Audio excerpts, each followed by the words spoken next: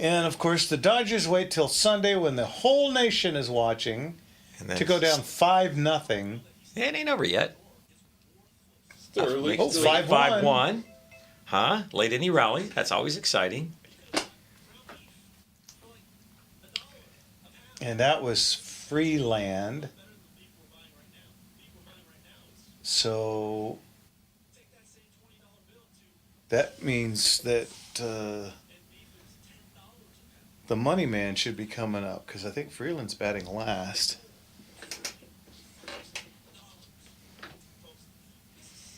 Game on. Oh, no. In fairness, I think Tommy Edman. Edman's back. Hey. Hitting .354. That'll do. Yeah. I mean, it's early in his season, Sure. but he's been hitting Raking. lights out. I like it. He's one of those guys. He's never going to be a Hall of Famer. But boy, oh boy, he's just one of those guys that teams that have him seem to win. Yeah. And he wears many hats in that role. And the head coach and another coach got thrown out after the third pitch of the game for San Diego. I don't know if that was a planned on thing. Trying to fire the boys up. Yeah, that's what they were saying on TV. That's So, likely sometimes you do that. Yeah. Who is the famous? There's a famous bit of the guy being caught on the mic, running out there, storming it. It was. I think that was Earl Weaver. Got talking out there. I have to be out here, right? I got to be out here doing this thing. What do you mean calling him out? Trying to get the boys fired, right? I'm pretty sure there's a video of Tommy doing that too. I got to be out here, right? Okay. I think what Tommy said is, throw me out. Just throw me out. I'm going to stand here, wave my arms, just throw me out. The guy goes, okay. You're out. No! I was throwing down the hat. Adds a little bit of fun to the game. So he's in, but not pitching. Ohtani's in. Ohtani pitched Friday. And Hodges is in, which delights me because that guy is another one of those. Man, I'm not sure where you got this guy from, but holy smokes. He was a farm system guy, Yeah. I'm pretty sure. He's definitely pulling a wagon. All I know is don't hit into a damn double play and end this inning. Oh, come on, who's the writer who wrote Men at Work? George F. Will. Starts with, he says, baseball is the first thing mentioned in the Bible. He says, if you have any doubt about how big and important baseball is in the great scheme of things. Because how does the Bible start? In the big inning. Didn't see that one coming. Did anybody smell chicken? I smell something. Yeah, there's definitely something going on. These guys are killing me with all this food. Or is there are we directly over a restaurant or something? It's fifth floor, I don't know. It was nice. The gym must be closed because there was nobody There was parked. no one. It was empty. Yeah, I pulled in and went, uh-oh. Pick a spot. These guys know something I don't. What's going on? We supposed to be here? I got my customary spot next to the van. Okay, let me do this thing real quick. 1-1.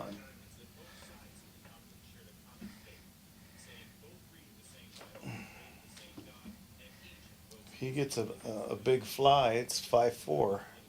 And all of a sudden you're in the game. Yup. Settle for a clean double. We still got some game time, don't we? It is bottom of 7. Yeah, we got 8 and 9 to go, and I don't think Tucker's playing, so he can't strike out with bases loaded in the 9th on 3 pitches. Oh, that was ugly. Hey, did you see they're bringing Justin Turner back For a 1-game retirement thing? That's an intriguing thought, and I would love to see that. No, he's going to be on staff. Oh, good. And I'm again, it seems to me, he gave you 100% of whatever he had in the tank. Mm-hmm. And he was definitely a fan favorite, gave back to the city. Glad to see him back. Yeah. I would hate to see them piazza him. Yeah, he got the freeze out, didn't he? I wonder what he did. So do I, because given the lineage of how he got in here and how the Dodgers did not just pay him $300,000 to play his last game Yeah. in Dodger blue, and for him to be in the Hall of Fame, as a Met. Yeah. That's one of the 3 biggest mistakes the Dodgers ever made. Mm-hmm. Pedro, him, and who else? Boy, Pedro's hard to ignore, huh? Yeah. Replacing, is it down? Yep. Ron He's scored. hit. 2 scored, 1 scored. just I'll one. take it. You're still in the game. Yeah, 5-2. that's how you rally. Yeah, now speaking of pages, he's coming up. Grudzielanek had the highest fielding percentage of any Dodgers shortstop. And they rolled him over to second for Jose Offerman. 0-4. He was the shortstop of the future, and boy, how'd that work out? Yeah. Not so good. It's coming to He- fixes. Oh, I do smell that. it smells Okay, like Marcus chicken in does. here, right? Yeah. Well, I think Brandon just cooked his lunch or dinner. Oh, I'm okay with that. He wants to go up. Hey, Crookie. 0-1. Boy, you talk about a guy that is the uber hit and miss guy. It's Hot and I like him cold. in the number 2 spot, though. I got it. Not sure I don't want Otani in the number 3, though. I don't know. I don't like him in number 2 because number 2 is supposed to move people. You may not Absolutely. get on, but you're supposed to move people, and Well, he you need a guy strikes who out. does get them on. Well, Yeah. yeah, but he strikes out an awful lot. He's 0-2 already. He just looked at 2 balls that should still probably be in the air. And now he's going to swing at a bad pitch for strike 3. This is his MO.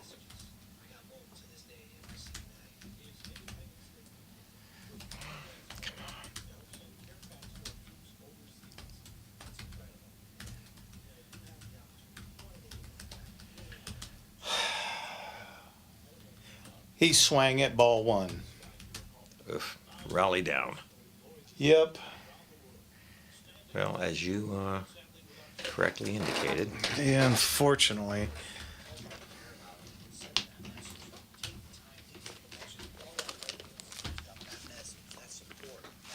These guys on Channel 4 are terrible, too. The announcers. CC Sabathia, who looks good. He looks like he could get back on the mound. He lost a bunch of weight, and he looks glad to much hear better. that. He was looking pretty rough towards the end of his career. I didn't even know it was him. They kept talking about him, and I was like, why did they keep bringing him up? It's like, oh, that is him. Surprise! Yeah. Woof. Connor Griffin.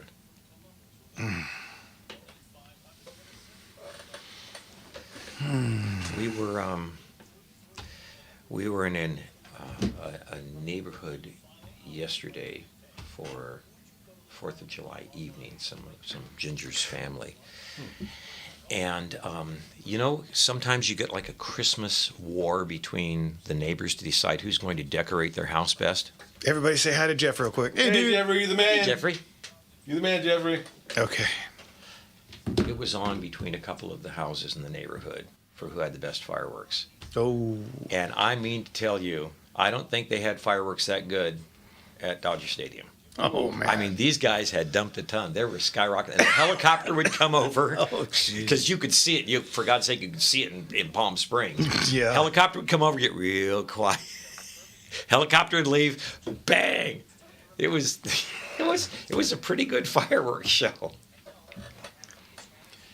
I love fireworks, and on the 4th of July, I got no problem, but I don't like it in Norco because, We got a bunch of animals. yeah, horses. You have to be realistic about where Do- you are and what's going on. Do you know for the 250th anniversary, they did a ride, and more than 250 people showed up with horses to ride down 6th Street yesterday. What a neat That's cool. event. Yeah, and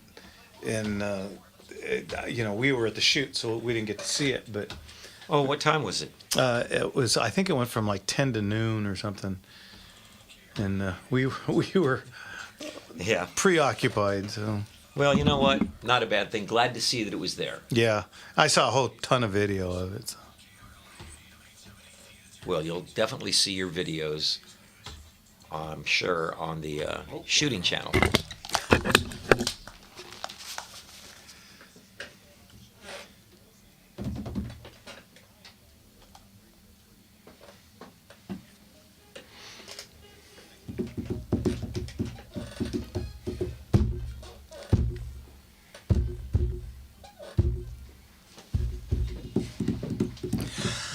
Good evening, everybody, and welcome to Gunslingers right here on The Gunslinger Syndicated Radio Network. That's right, from San Diego to San Francisco, from LA to Phoenix to Las Vegas, we are on the air. Oh, and we are all over the internet, folks. We are on Facebook Live, YouTube, Rumble, and X. If you're joining us on any of those platforms, make sure you've hit that like button. Make sure you already are subscribed.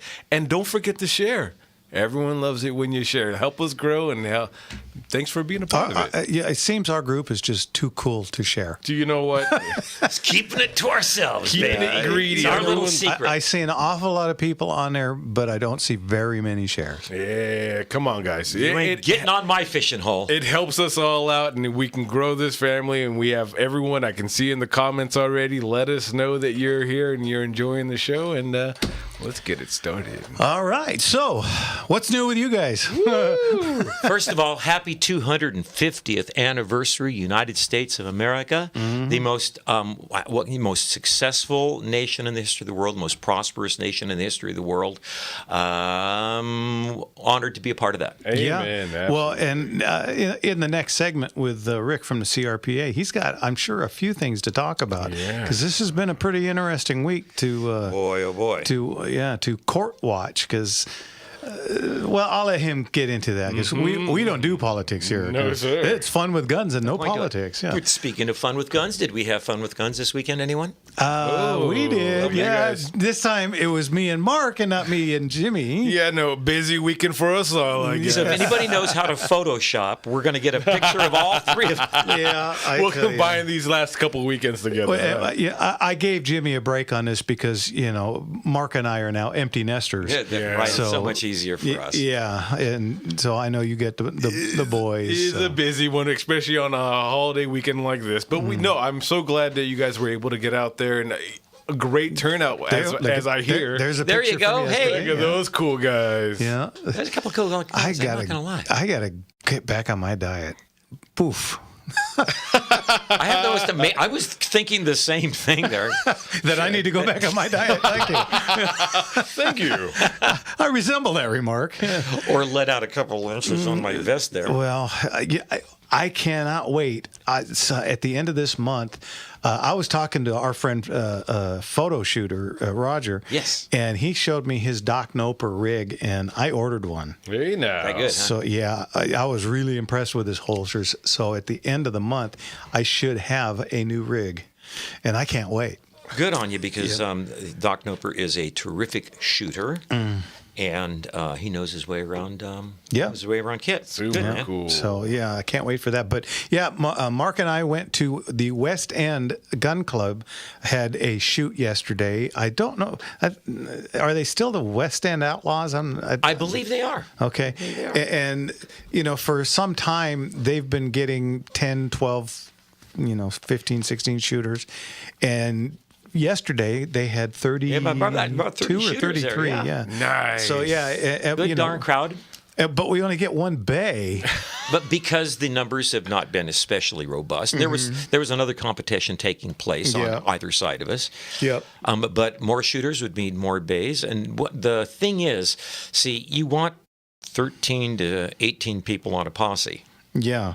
And what happens when you have 30 of them? It gets a little cloggy and slow moving and And you want to give everybody their time. yeah. So that's when they throw me on the timer for almost everybody. Keep it moving there. Keep it moving. They're like a bus conductor. Yeah, well, because I did go to the Smoke Parnell School of running the timer, so I move people pretty quickly, and everybody likes it except for the poor brass guy. Oh, he's going already. Yeah, it's like, oh man, I'm like Keep it moving there. Yeah. So anyway, yeah, but it was a lot of fun. We'll talk about that later on in the Cool. show.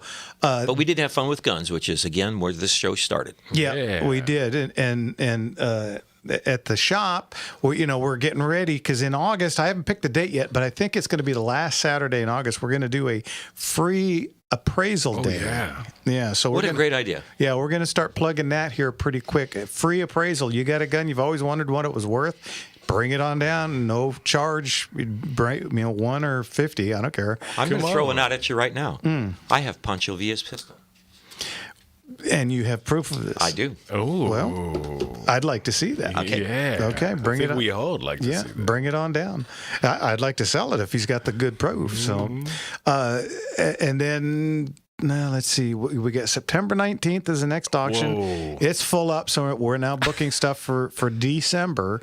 So if you want to get stuff in Before the new year, folks. yeah, which My goodness, we're more than halfway through, guys. Do you know we're in the 7th month of 2026 already? How Did that summer's half over. I don't get it. Did somebody speed up the clock? And I swear that's what's happening. That CERN, whatever's going on in CERN, they've That's made the collider is. yes, they've made a black hole accelerate. somewhere, and we've done something wrong. It seems that I just weeks go by like minutes anymore. Oh, man. And then one day you'll find 50 years have got behind. Holy cow. Anyhow, so yeah, we got a lot of stuff going on at the shop. We've had a lot of really good stuff coming in. The next one's when is the next auction? September 19th is the next which is, one. as we now know, that's kind of just around the corner, right? Yeah, it's two months away. It felt like we just finished the last one. Yeah. You did. Already filled up for the next. Well, and unfortunately, thanks to our government, in this 3 per month rule, we're still dealing with an awful lot of stuff that was purchased at our May auction because people can only pick up 3 at a time. So we've got probably 70, 80 guns still sitting there with, people that... Even consignment firearms. Yeah, there's no more exemptions. So it's... What a hindrance that has become, just not on the people that purchased them, but on the people that have to provide these people with the firearms. Yeah. Now you're a holding place for people waiting. Yeah, and we used to charge for that. Now we can't even do that. And it's this building that I have, it's good size for what we use it for, but now they've added an extra special thing, and I don't have the room. So we're trying to figure out what the heck to do with all this stuff. Become a storage facility. Yeah, and speaking of storage facility, let's get to Richard at the airport. Richard! How are you, Richard? Good evening, you firecracking gunslingers. Good evening, Richard. What's going on? Fine. Well, I've got a question on MOA, a moment of angle. Okay. And how do they adjust that? Minute of angle, there's a couple of different ways of measuring that. What you're after is, are you after the size of a group at a particular range? Or I was just wondering, does it control, as far as the farther you shoot, the more you have to angle up? That is one of the minute of angle. Minute of angle is there are a couple of ways of measuring that. One is what size group do you shoot at a particular distance, and you expect that to open up. And yes, as you get further away, physics plays its ugly hand, as does gravity, air density, barometric pressure, and things like that. The further you get away from a target, the more you're going to have to elevate a barrel so that you have a strike at the desired area. For example, 5.56 starts topping out at about 600 yards, 308 at about 800 yards. You can go further, but once you come back through the supersonic barrier, your accuracy is going to start wandering a little bit. But yes, you want to dial in your gun at a particular known distance and then have some sort of means of measuring where it's likely to land at greater distances. Typically for... Go. Okay, yeah. Now, the thing is, do you have an adjustment for that? Like, do you have a sight adjustment that you move up and down? That is a really good question. And most firearms do have that on their iron sights.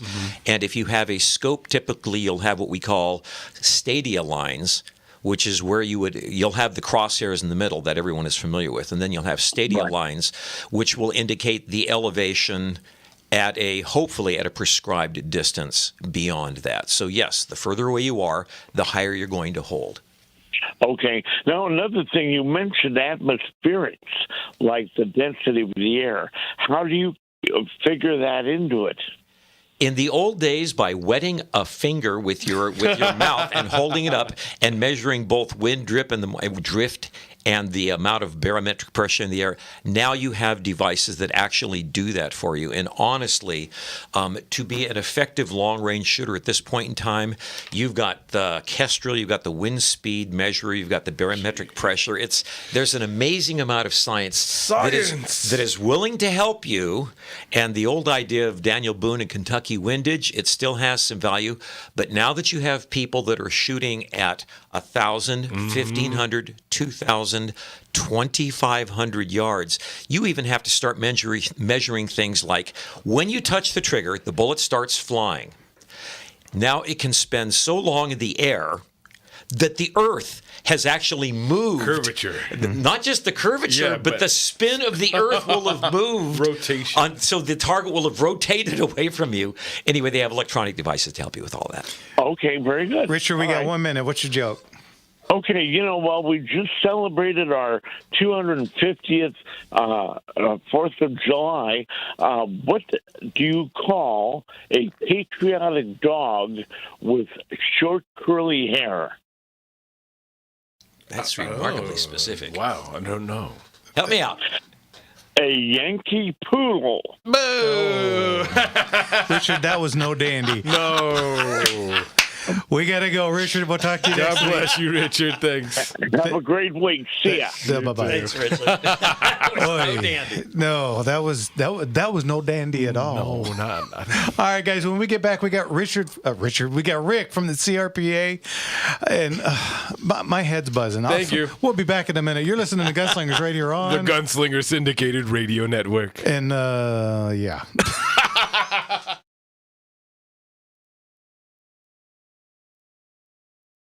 Be happy.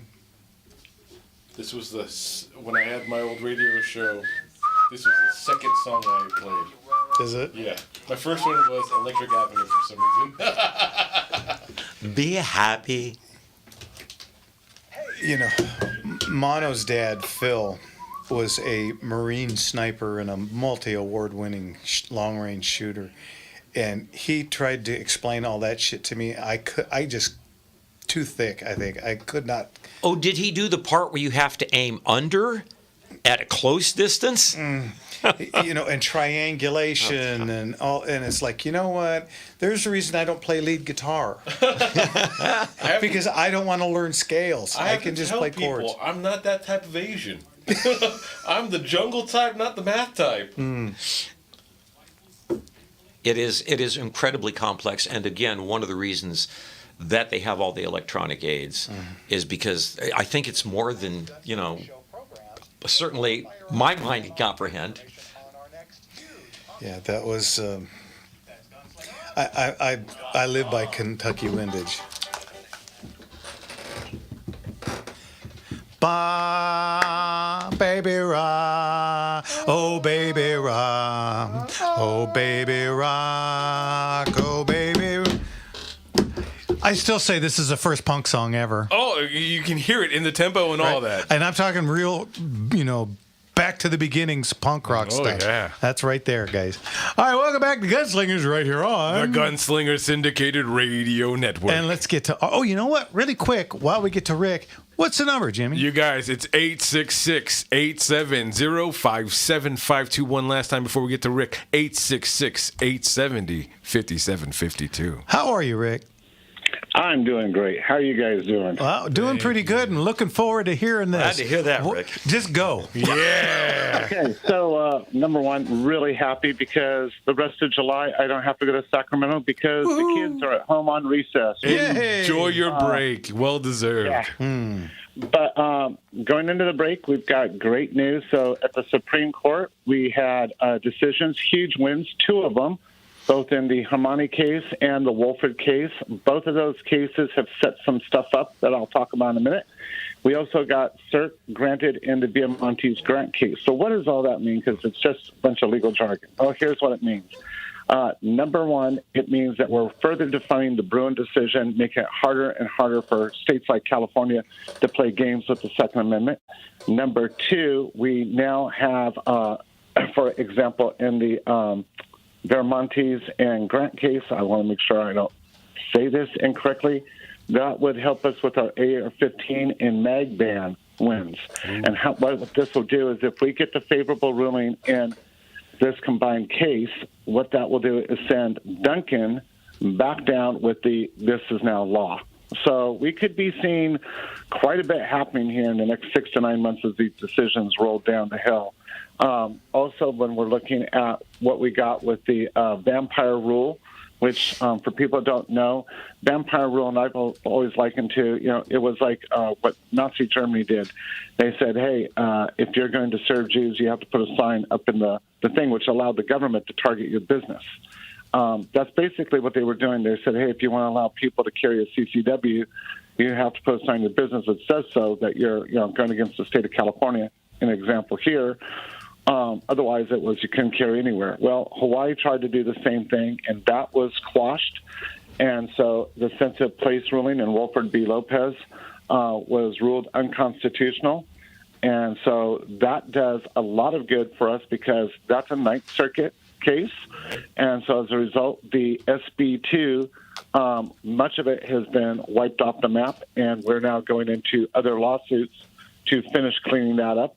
I also had great news. The DOJ, that's Department of Justice at the federal level, is suing California over the Glock ban. Yeah. And so that is looking really, really good. That's huge. And our efforts now to abolish the 11% excise tax, the handgun roster, and the ammo ban are all moving forward in the courts. Nice. Amazing.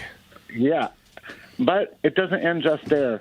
As you guys know, I took a little bit of heat a year ago of, hey, are we ever going to be able to see you do something more than you've done with getting the one rule basically for the FFLs last year passed? And yes, folks, we did get, and I want to do a big shout out to Assembly Member Ramos because he did an incredible job for us. And we were able to move it from 2 years to 3 years, and the governor signed it into law, folks. So effective January 1, anyone going out to get their CCW for the first time, it will be 3 years, and anybody renewing after January 1, it will be for 3 years. Nice. Rick, how much of a surprise is it that Newsom signed it? Everybody says that, I took a lot of flack that day that got signed because people were like, oh, well, now you're happy with Newsom. No, I mean, take the win, folks. Take the win. Right, come on. The one. Yeah, but, I think a lot of the reason he probably did is because he finally made his announcement this week that he is running for the presidency in 28. There's no longer a doubt. He came out and said it directly. He's under investigation for a lot of things. I won't go down that political rabbit hole. But, I think he's trying to figure out ways to leverage. We've got 5 more bills going to his desk, and we'll see what he does with those. Let's see. Intriguing. He's got to try to play the game that he's been fighting. Because we haven't had 5 bills going to the governor's desk in the Second Amendment and conservation area for ever? So, yeah. Wow. That is unbelievable news. It's crazy to think that he's trying to play the game so late in the game. So it's like he's played his own game this whole entire time now. He's got to kind of look to the future. This is... Yeah, because that ammo... and I think you're also seeing there are some politicians on both sides of the aisle that don't always... they do lip service for a Second Amendment, but don't stand up. But I think you're also starting to see some of the Democrats, Ramos is a Democrat, who are saying this is reasonable and we shouldn't be depriving the people.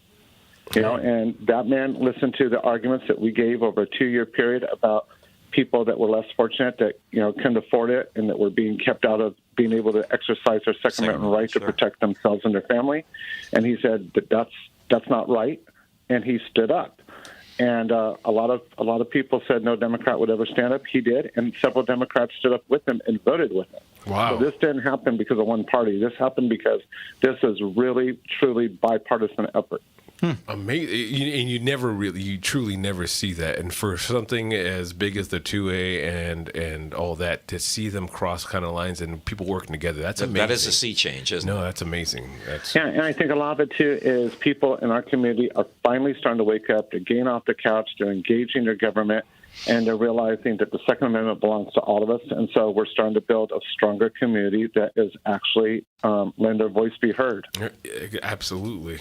I think there's been a lot of dust brushed off of knowing that things can change, and we do have a voice. You could see it with the elections in California. I know there was a lot of corruption here and there, but you can see there's change in the wind, and I think that's and it's people like you guys. To be quite honest, you guys keep putting the word out there. You get it out there. You get out beyond our own borders, and people are paying attention. And we couldn't do it without the wonderful work you guys do here at Gunslingers. So just thank you guys. Well, we thank you. Thanks, but what we do compared to what you guys do is negligible. Nice to see some pushback. Yep.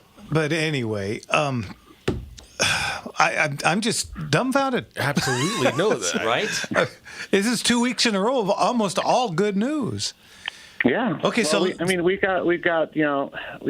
the 3D bill. We'll see what happens with it. We've got some bills that right now are locked up in appropriations. We don't know if they'll stay there, but we're prepared to move forward, and we're getting pretty excited because of a couple of these wins means some money will be freed up that we can dedicate to other cases to keep pushing back and keep fighting back, and that's what we're trying to do. What is going on with the 3 a month thing? That's one of the cases, Jeff, that's coming up soon. This whole little logjam is cleared up. We're going to have the money to pursue that. So, yeah, we're very excited. We're very happy. So am I. I just, that would be lovely. It's going to change our conversations. You're not going to be able to beat me over the head every week and go, what about this? You're going to be like, wow, what next? I'm going to ask you, where are you taking me fishing is what I'm going to be like. Yeah. Hey, Rick, real fast, I know we don't have that much time. With this type of momentum, do you see it carrying over, say, for the next pieces of litigation into the next year? Do you think you'll have even a deeper and stronger fight for those things? Yeah, I think there's a lot going into that, Jimmy, and thank you for asking. There's a lot of people that are jumping on the bandwagon. People are starting to wake up and take notice. We're meeting with people, while we're on break. It'd be nice because not a whole lot will be going on in Sacramento, but there's a lot going on behind the scenes. And there's going to be an introduction of more bills than ever before, pushing for Second Amendment rights and for activities under the Second Amendment. Wonderful to hear. Very Wonderful cool. to hear. Love it. All right, Rick, we're running out of time already. See, when you have good news, time goes by so fast. If anybody wants to join, donate their time, their money, or anything else, how do they get a hold of you? CRPA.org. If they have questions, reach out to us at contact@crpa.org. And truly, guys, happy 250th. And God bless you guys for everything you did. Oh, and on top of it all, we also got a thing from the Senate and from the Assembly congratulating us on our 150 years. So, Wow. Look at that. Yeah. God bless you, and God bless the CRPA. Unbelievable. You are moving the bar. Very cool. Rick, thanks. We'll talk to you again. Okay, bye-bye. See you, bye. Thanks, Rick. Boy, that's a cheery phone call. I tell you. My goodness. I tell you. We talk about the Darth Vader music. We used to do all the time. Darth Vader music. Now it's all happiness and light. I don't know what to do Walking with on myself. sunshine, are we? But again, you have even Democrats voting across the aisle, which means whether they love us or hate us, they're aware of the sea change which is taking place in the American voting public. Absolutely. And really quick, before we go to break, what's the number, Jim? You guys call in 866-870-5752. Once again, that's 866-870-5752. When we get back, it's your phone calls. Give us a call. We'll talk to you then. Yeah, we will. You're listening to Gunslingers right here on The Gunslinger Syndicated Radio Network. All right, baby, we got green onions hanging all over the studio, precious thing. Gonna keep the vampires away, you understand. We'll be right back.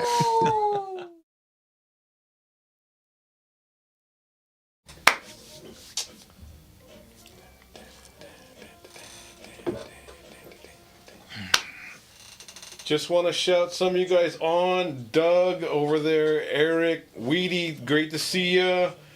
I see Frank and Greg on there, a couple of new faces. I think I might know some of y'all. But Daryl, always great to see you. Mom's on there. Ricky, Riley, always great. Bob, Robert, Concerned over there. I don't know your real. Cheryl, great to see you. Thank you so much. And we have Mark over there. Sadie, Old Bart, great to see you. Kirk, always great to see you. Always great to talk to you.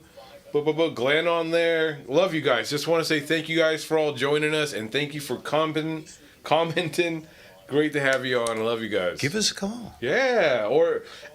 I know Mark had some questions on lever action rifle, WOOX, the WOX.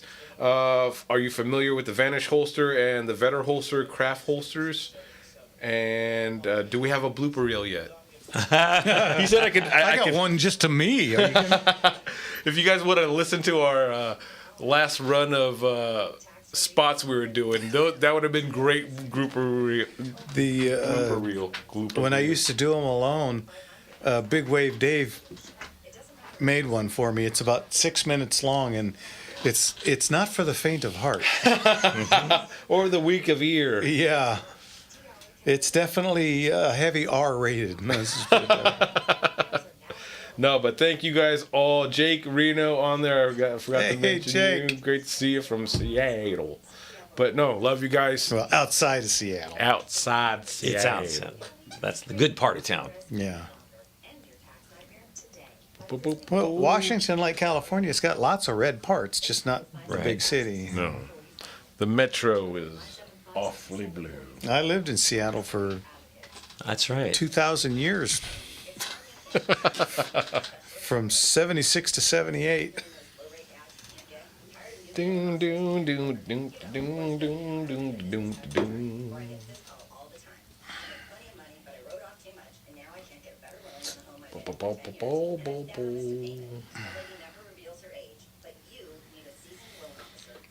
Thank you guys all. Hope everyone had a safe and happy 4th. Got all your fingers Day. still? Fingers Right. and toes accounted for. Everyone, no one's wearing an eye patch out there. But no, I hope everyone had a great one and a blessed one. God bless the USA.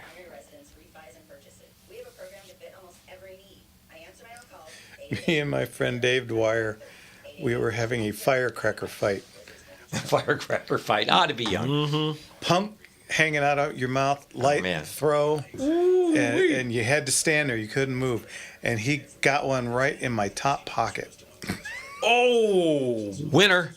okay. Definitely winner. The ultimate weapon. Called. Yeah, he blew the pocket half off. I was numb. Still am, actually, but for a whole different reason. The whole side went numb for 24 hours. It was an interesting sensation. My Vietnamese neighbors brought out a strand of 500. Oh, man. How long did that go on? Well enough, and then they brought out a second strand. So those were going off. I was so happy to have them out there. It was so fun. I had a string of 5,000 once.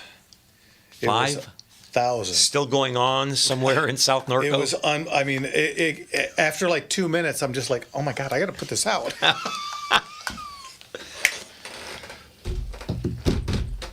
I'm not your stepping stone. Oh, I'm out of key. I'm trying to remember the high part. I'm not your stepping stone. Welcome back, everybody, to Gunslingers right here on The Gunslinger Syndicated Radio Network. I think that is it. Not your stepping stone. You like monkeys, there huh? Oh, we did that song. Okay. And I got stuck with the high part. You're still doing it, right? No. Yeah, those days are gone. That's how everybody's doing it down a third. At least, yeah. Oh, man. All right, let's get to our friend Mark in Woodland Hills. Hey, What's happening, Mark? Hey, brother. Hey, my 3 favorite Patriots. It's been about 3 months. Do you anticipate a return visit by Don Hammond? I really liked him. He was very insightful. Oh, Mark and I shot with him yesterday. Hey. Oh, Lord. Yeah. Well, I hope we benefit from his visit. It would be splendid. I'd like to say, these days, I wish we could all talk, at least talk, even if we can agree to disagree. There's like national figures that are less spoken of these days. And I harken my thoughts back to George Carlin. I'm sure you guys all liked him. Even though he was decidedly left of center, he was not anti-American. No. Okay? Yeah, he wasn't like a study in Sun Tzu or a Machiavelli or something like that. He just was looking out for the common man, you know. And I'd like to say that when I do a lot of cycling, you know, I'm out there for 2 to 4 hours a day. And unfortunately, they don't build AM into bike radios any longer. You know, I have MP3 and all that, but so I'm listening to FM, and it's NPR mostly. But I must say, I do benefit from the fact that it helps me understand the leftist mindset better.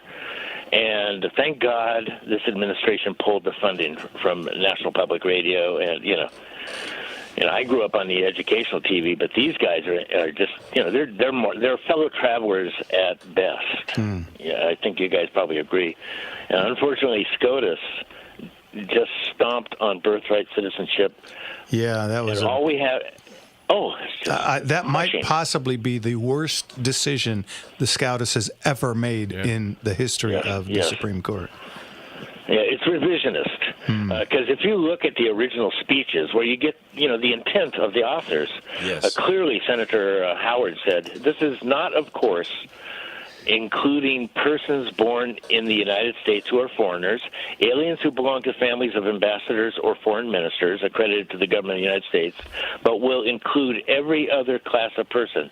And what I think of, you know, because, you know, until the 1920s or something, Native Americans were not citizens because they answered to the laws of their tribal governments. You know, I served with a lot of Marines who were Native American, by the way, and they're great people, you know. And there's no more sacred gift that we can bestow upon a person who is foreign-born than that of citizenship. And to think that literally in the last 18 years, at least 1.5 million Chinese have done this, it's become a business, a huge business. Oh, I knew of it in the 80s when my wife and I lived in West Hollywood. We saw it, you know. But to land in Guam or the North Marianas and be able to vote at age 18. And most of them are affiliated with, you know, people who are well connected with the CCP. And they've already hacked us in so many ways in the last 10 years. It's absolutely ridiculous. But, you know, to have a 5-4 decision like this is crushing. This is another reason why we need the rhinos to get out of the way and pass the Save America Act. Without it, we won't be able to clean the rolls. We can't go back to paper ballots, you know, like most of the world. You know, as I often say, tallied at the local precinct level. It's the vote centers that get all these. That's why the court case is being taken to Mississippi, because then it can affect under federal California. Because if you took a lawsuit here by the administration, Department of Justice, it would just be shot down by the leftist judiciary. You know, basically. So that's why if we get a good judgment in Mississippi, it can be leveraged into California. Well, it's through the House, so put pressure on your senators, folks. Who knows what he's going to do until the last day, and what kind of anti-Second Amendment he's going to... Because they want us disarmed, brothers. Yeah, I know they do. Oh, yeah. It's one of the 45 goals of communism written down in part of their statuary, almost. Yeah, with an arm, you're a citizen. Without an arm, you're a subject, and that's what they want. They want subjects. And we need to clean up legal immigration as well, and get rid of the H-1B visas and that scam, and the OPC or whatever it's called, where they hire recent graduates from communist China. Do you know how many students we have here from communist China? Oh, yeah. There was a big old... It's mind-blowing. There was a huge break that I believe Sonia Shaw exposed it, that they were actually just giving out diplomas and stuff over there. People that aren't even living here in California and all that. Yep. So, and you know what the biggest disgrace is, Jimmy? Is that this is an insult to those poor enslaved people who suffered under our system of enslavement. Yeah. You know, it is a slap in the face to those people who actually paid the price. Oh, yeah. You know, and the 14th Amendment gave citizenship to those souls' children. You know, that's all we can say is, why mess with the Constitution? It's our secular Bible. Yeah. I agree. Yeah. All right. People, you got to vote. Yeah. Come on, Absolutely. guys. Participate. Hey, real quick, Mark, Andy says, get a pouch for your phone and listen to your iHeart Talk while you're biking. There's a helpful hint there. Well, you do really need to understand those who are your opponents. Oh, yeah. question. Know thy enemy. Was it keep your friends close and your enemies closer? Yeah, that was Don Vito, but yeah. No, well, the mafia learned everything from the Chinese. I hate to admit it. They weren't the oldest society. That's the Indus Valley in India. Oh, there you go. All right, Mark, we got to go. Thanks as always. We'll talk to you next week. God bless you, Mark. Cheers and God bless. Bye-bye. Be safe. Yeah. Well, you know what? That opens up a line. What's that number? You guys, come on. Let's get some more in here. 866-870-5752. Again, 866-870-5752. You know, I got a kick out when Mark and I were sitting at the range. Jeff Chickamauga Charlie comes up and says he wants to get us a couple of microphones so we can do color commentary. We literally started doing our show right there, and he's like, "Oh my God, you guys are good." Yeah. Do you guys do this for a while? That was pretty funny. Yeah, I got a kick out of that. That's That was cool. pretty fun. But, you know, next up is anyway. There's some shots. Look at I love that picture. I need a copy of that. That's That a is nice one. nice. I'll get that to you. Yeah, if you guys aren't online and you guys are just listening to us, we got a nice picture of a couple of couples up there and looking really nice out there. Well, all the ladies dressed in the up. middle look nice. The two old geezers on the outside. Who are those old guys they're holding up? How did my dad get to that match? Right? I don't understand it. Oh yeah, there he is again. Yeah.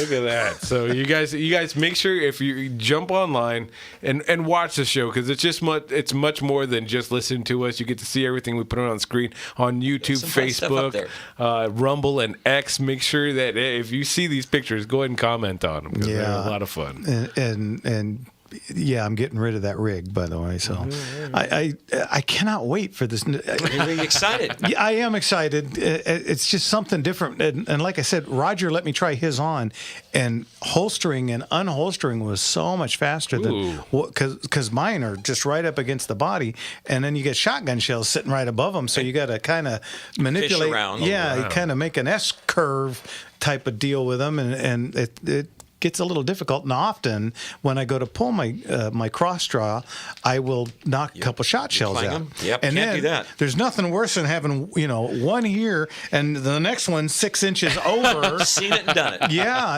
and it's a pain in the rear, and I did that on the very first stage yesterday. Ooh. So, which was a doozy. We'll talk more about that. But Yeah, well- I don't know that you need to be much faster, though. Well, I did one. I got one stage. I think it was the second stage. I did it in 19 seconds. I got second overall on that stage. And you beat me on that stage. Yeah, because you got third. I saw it. and you know, again, I'm shooting one-handed, so I'll take it. You are shooting, unless you add black powder to the mix, you are shooting the most, the potentially slowest category in cowboy action shooting. Yeah. Only you're shooting it fastest. Well, and again, two reasons I did it. One of them, I'll keep quiet, but the other one is it was just the challenge. Because as cowboy shooting started to change, and it wasn't more about target shooting as much as speed, I just thought, I want to put a little bit more of a challenge in there for me. Respect that. It's one of the reasons I like wildlife. Yeah, well, and of course, I'll just say it. The other one was because a dear friend of both of ours had become better than me, and the only way I was going to beat him is to, if he was to have a bad match. And I am so competitive, I was afraid I would maybe wish that, and I didn't want to do that. No cursing on the competition. No. So I just decided, let's just get out of that class altogether. Remember when there was only 4 classes? Whoa. That is difficult to get my head around. Yeah, at one time it was modern, traditional, duelist, and gunfighter, and that was it. And the rules were on a pretty much 3x5 index card. Pretty much, yeah. I like those days a little better. I don't know. Nowadays, there's you're still doing a fine job. I'd like to point out for those of you that didn't see the scores, which would be most of you, shooting the slowest category and really having that pretty epic car crash on stage number 1. That was a good video. 5th overall. Well, should thanks. be potentially overall. the slowest category. He's only saying that because he's waiting for me to say, well, who won? Who won that darn thing? I was not fishing for a thing. I'm very impressed with that. A likely story. Anyway, Mark actually won. Won it So, yeah, all. so he won, and I got 5th place. I picked this song. I picked almost all new songs for tonight's show. And Danny boy. Conway Twitty. Oh, Conway Twitty. Conway Oh, Twitty. man. Yeah. Ladies and gentlemen, Mr. Conway Twitty. Conway Twitty. Yeah. You know what? Quick, what's the number? 866-870-5752. Once again, that's 866-870-5752. So you had to throw a little rock and roll in there. I always like that part. You're listening to Gunslingers right here on. The Gunslinger Syndicated Radio Network. And we'll be right back.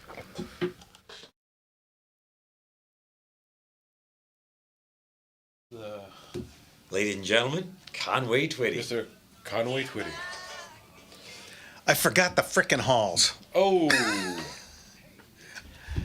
You know, I think I play obviously every St. Patrick's Day for about the last 30 years. Photoshop for you. Look at that. There you go. The standard. It can be done. It can be done. Just cut my legs off and sit me right there between. I'm trying to. What did he Photoshop? He just put 'em He just together. put them together. Okay.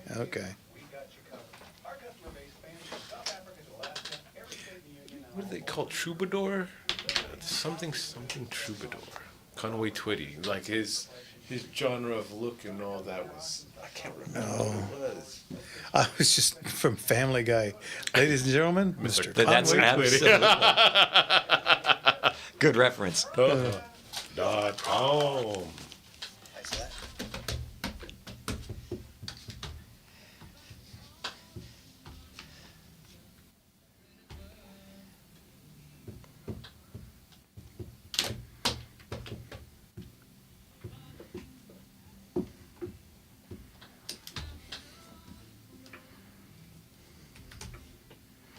In New York City.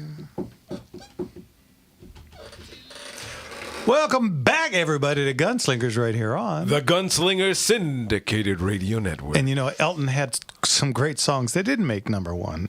That was one of them. Yeah. All right, welcome back, everybody.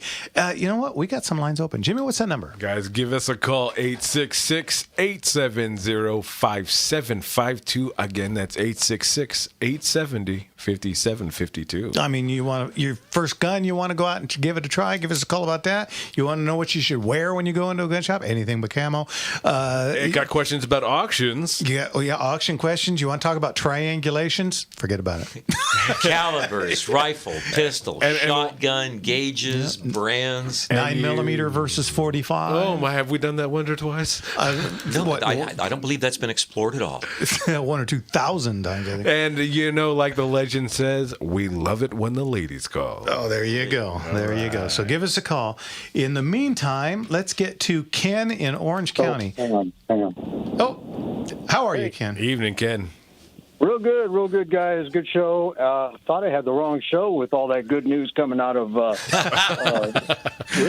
CRPA. I know. Wait, an alternate universe. Yeah. Okay, so here's the deal. I got I picked up a little 22 lever action, a Henry. Cool. And it had the Skinner sight on it, which I replaced with a Williams because it has more adjustments. When I shoot silhouette, I like adjusting the sight rather than compensating for, Kentucky windage, and yes. elevation. My problem is the Williams sight, which replaces the Skinner, is taller, which isn't a problem. Now, how close should that front sight be to the height of the peep sight on the Williams? Because in the past, when I've done this, a lower front sight causes, I don't have the adjustment for elevation. So how closely should the front sight match the rear peep sight at its lowest elevation? Okay, What do I wanna say? 22 is going to have a pretty significant drop-off. So as much as I like that little eyepiece, boy, oh boy, you really want to have something that you can adjust for elevation, especially on a 22, because that, again, after 50 yards, that starts dropping off in one quick hurry, and it will retain. It's a good accurate round out to 150. I've even seen a former Marine Corps sniper, my ex-father-in-law, who was impressing the heck out of me with a single shot 22. But you do want to get some elevation. Now, as to your specific question, where is your point of impact now with the existing site? Actually, I have not made any adjustments other than I've only taken it out and seen which ammunition it likes.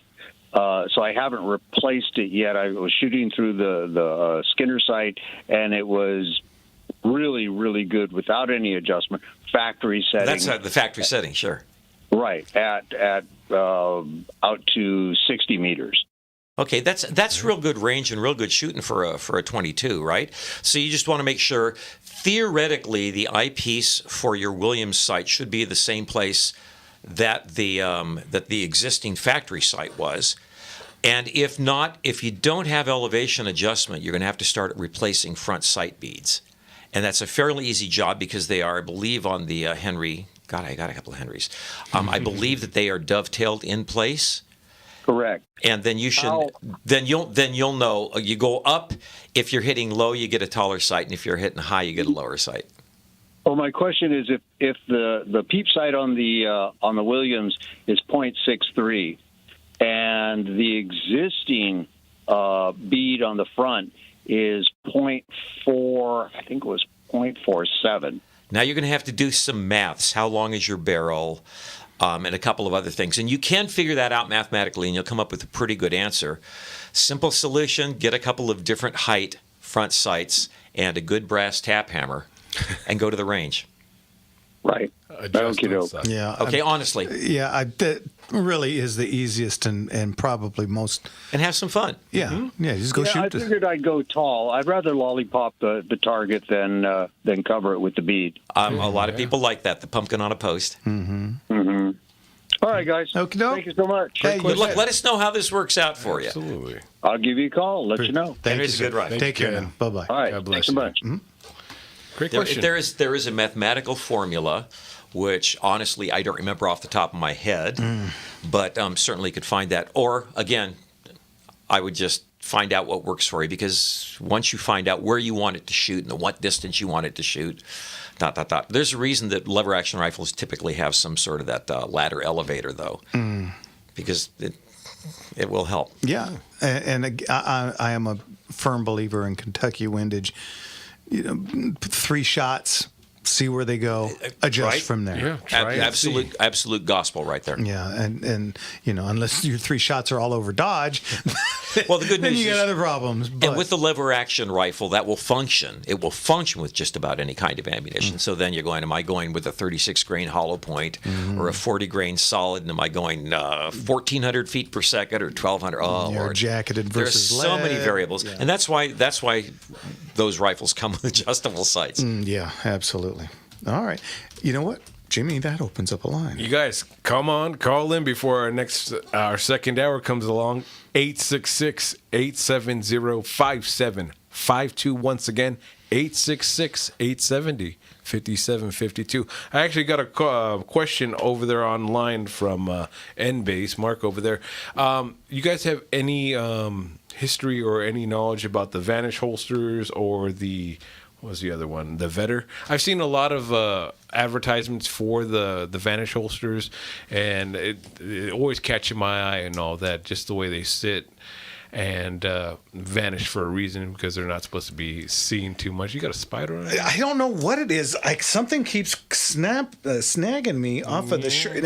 I think it's a fine thread, but it's wrapped around my arm, and every time I move, I'm like, "What the hell is that?" That spider web thing. Yeah. Ugh, sorry. Go ahead. No, Back to the Vetter holster. Yeah, Vetter holsters or Vanish holsters. I've seen a lot of advertisements for Vanish and all that, and they've always kind of caught my eye and all that. But just wondering if either one of you have any history with either or. I'm such a plain Jane kind of guy. I've got a paddle holster, and I've been using Phobos for ever. All it does is work, and it's fairly inexpensive. Yeah, They hold up. Yeah, they're like $25, and Do you have retention or not? They have, because they click in and click out, and I can hold it upside down and shake it, and it will not come out. So that's not exactly an answer, but it's a good, cheap recommendation. Yeah, and holsters are a weird thing. You know, you could get 100 come out in a week and try all of them, and you like some, you won't like some. Well, just in case either one of those companies are watching, we'll go ahead and try them out for you, and we'll let everyone know what's going on, guys. I'm in. Yeah. So reach out and just let us. We'll let you know. I understand. You remember back in the Adam 12 days, the brake front? Oh, sure. Clamshells.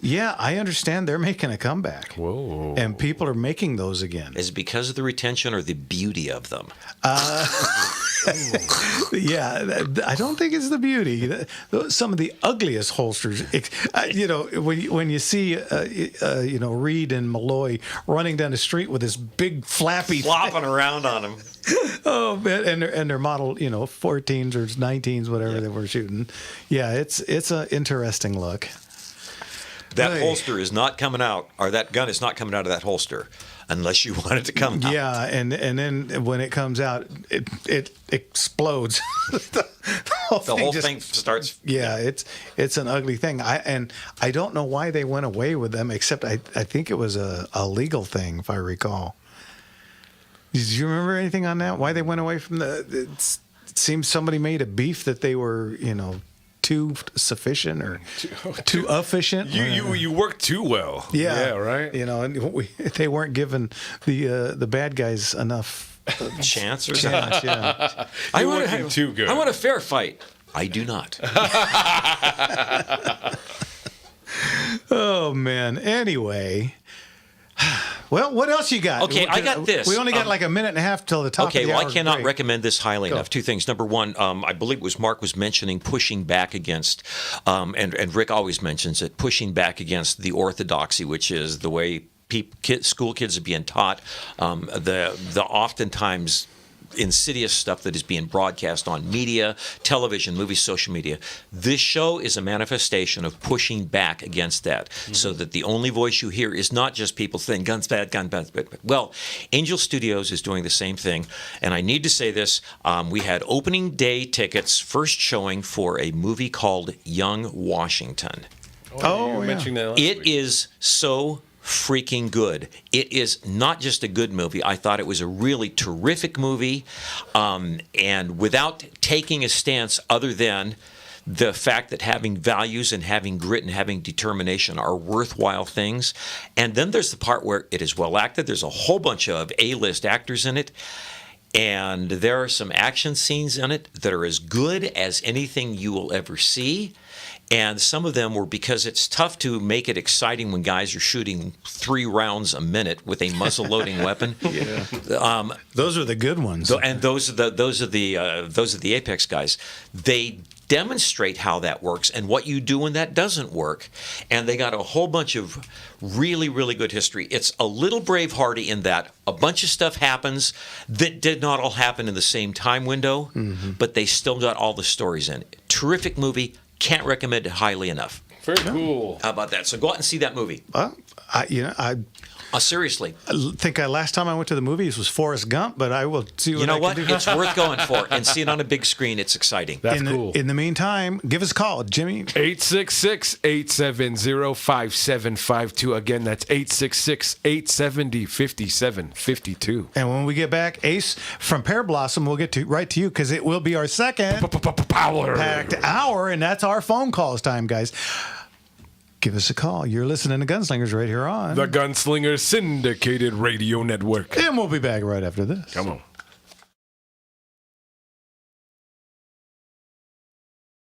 You walk that walk, and you talk that talk. You knock me out I believe him when he sings. right off of my feet. Come on and shake.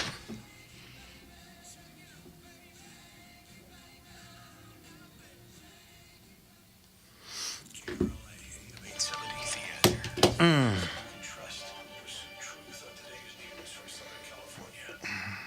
many times are you going to walk into that outdated bathroom and think, you really need That was one of our every night songs. Guess who was a singer? Did you sing that one?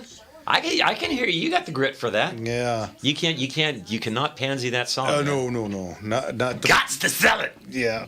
Especially the Animals version. Holy cow. The crew that came in, and they were so professional. This looks like a marble, beautiful, new shower. And it was done all in one day. Right now, we're waiving all installation costs, plus offering no interest and no payments for up to 1 year.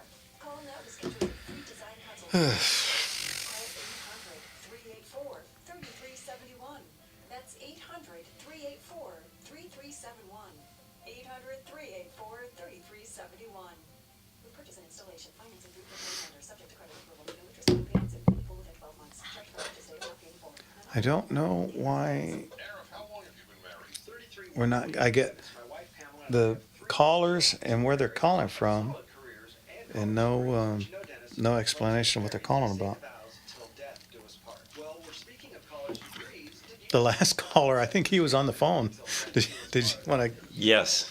when I clicked on him? Parents who have federal loans are married to that loan until they pay it off, till death do they part. And you can't divorce debts. You can divorce your spouse. Our clients often are shocked at how college loans can deplete their retirement income. Well, you should tell them at PragerU it's a free university. Totally agree, Dennis. And in fact, I think every college student should watch an hour a day of PragerU videos just to counter that leftist doctrine you should receive in the college classroom.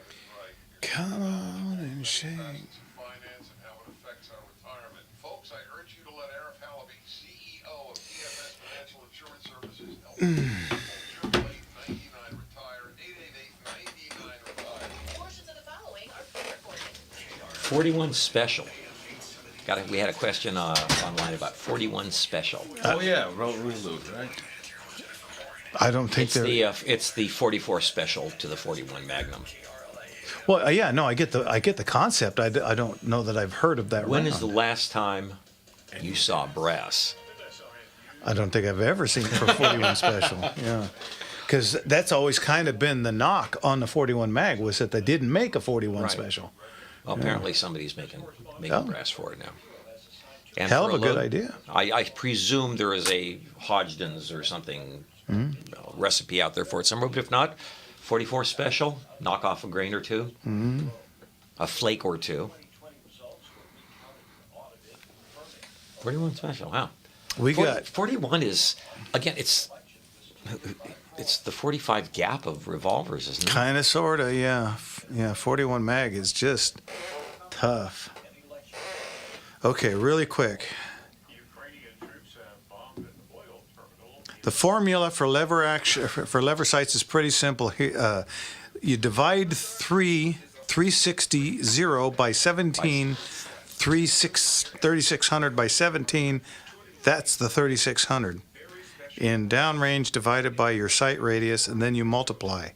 That times the average. Dude, why didn't you just explain that You know, okay. in those so- words? So Kevin sent that to me, and I was gonna read it right when I came in right now, and I was like, And then, but wait, you have to compensate for barrel length. Yeah. You have to compensate for velocity.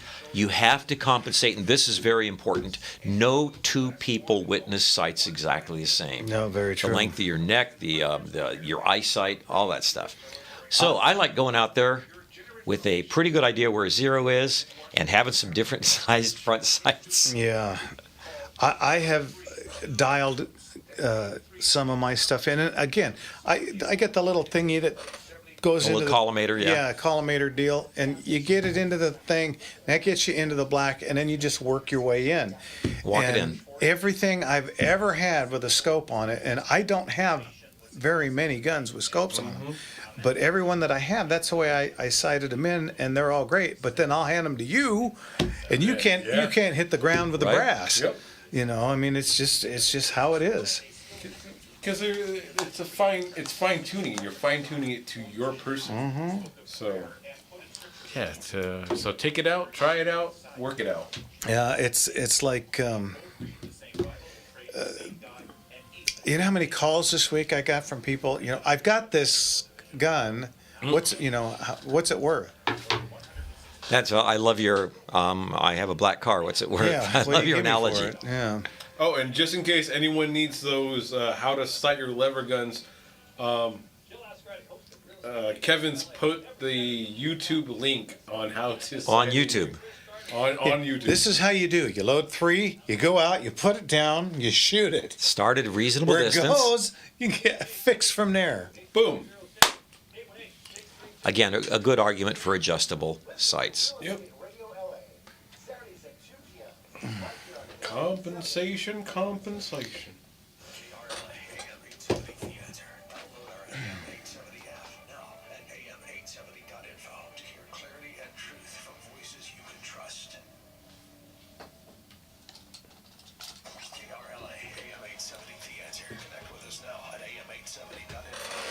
The 41 specials mentioned in the cartridges of the world. Yeah, again, I get it. It's a decent cartridge. Oh, yeah. 10, that lady of mine wouldn't let me in. Move it on over. Move it on over.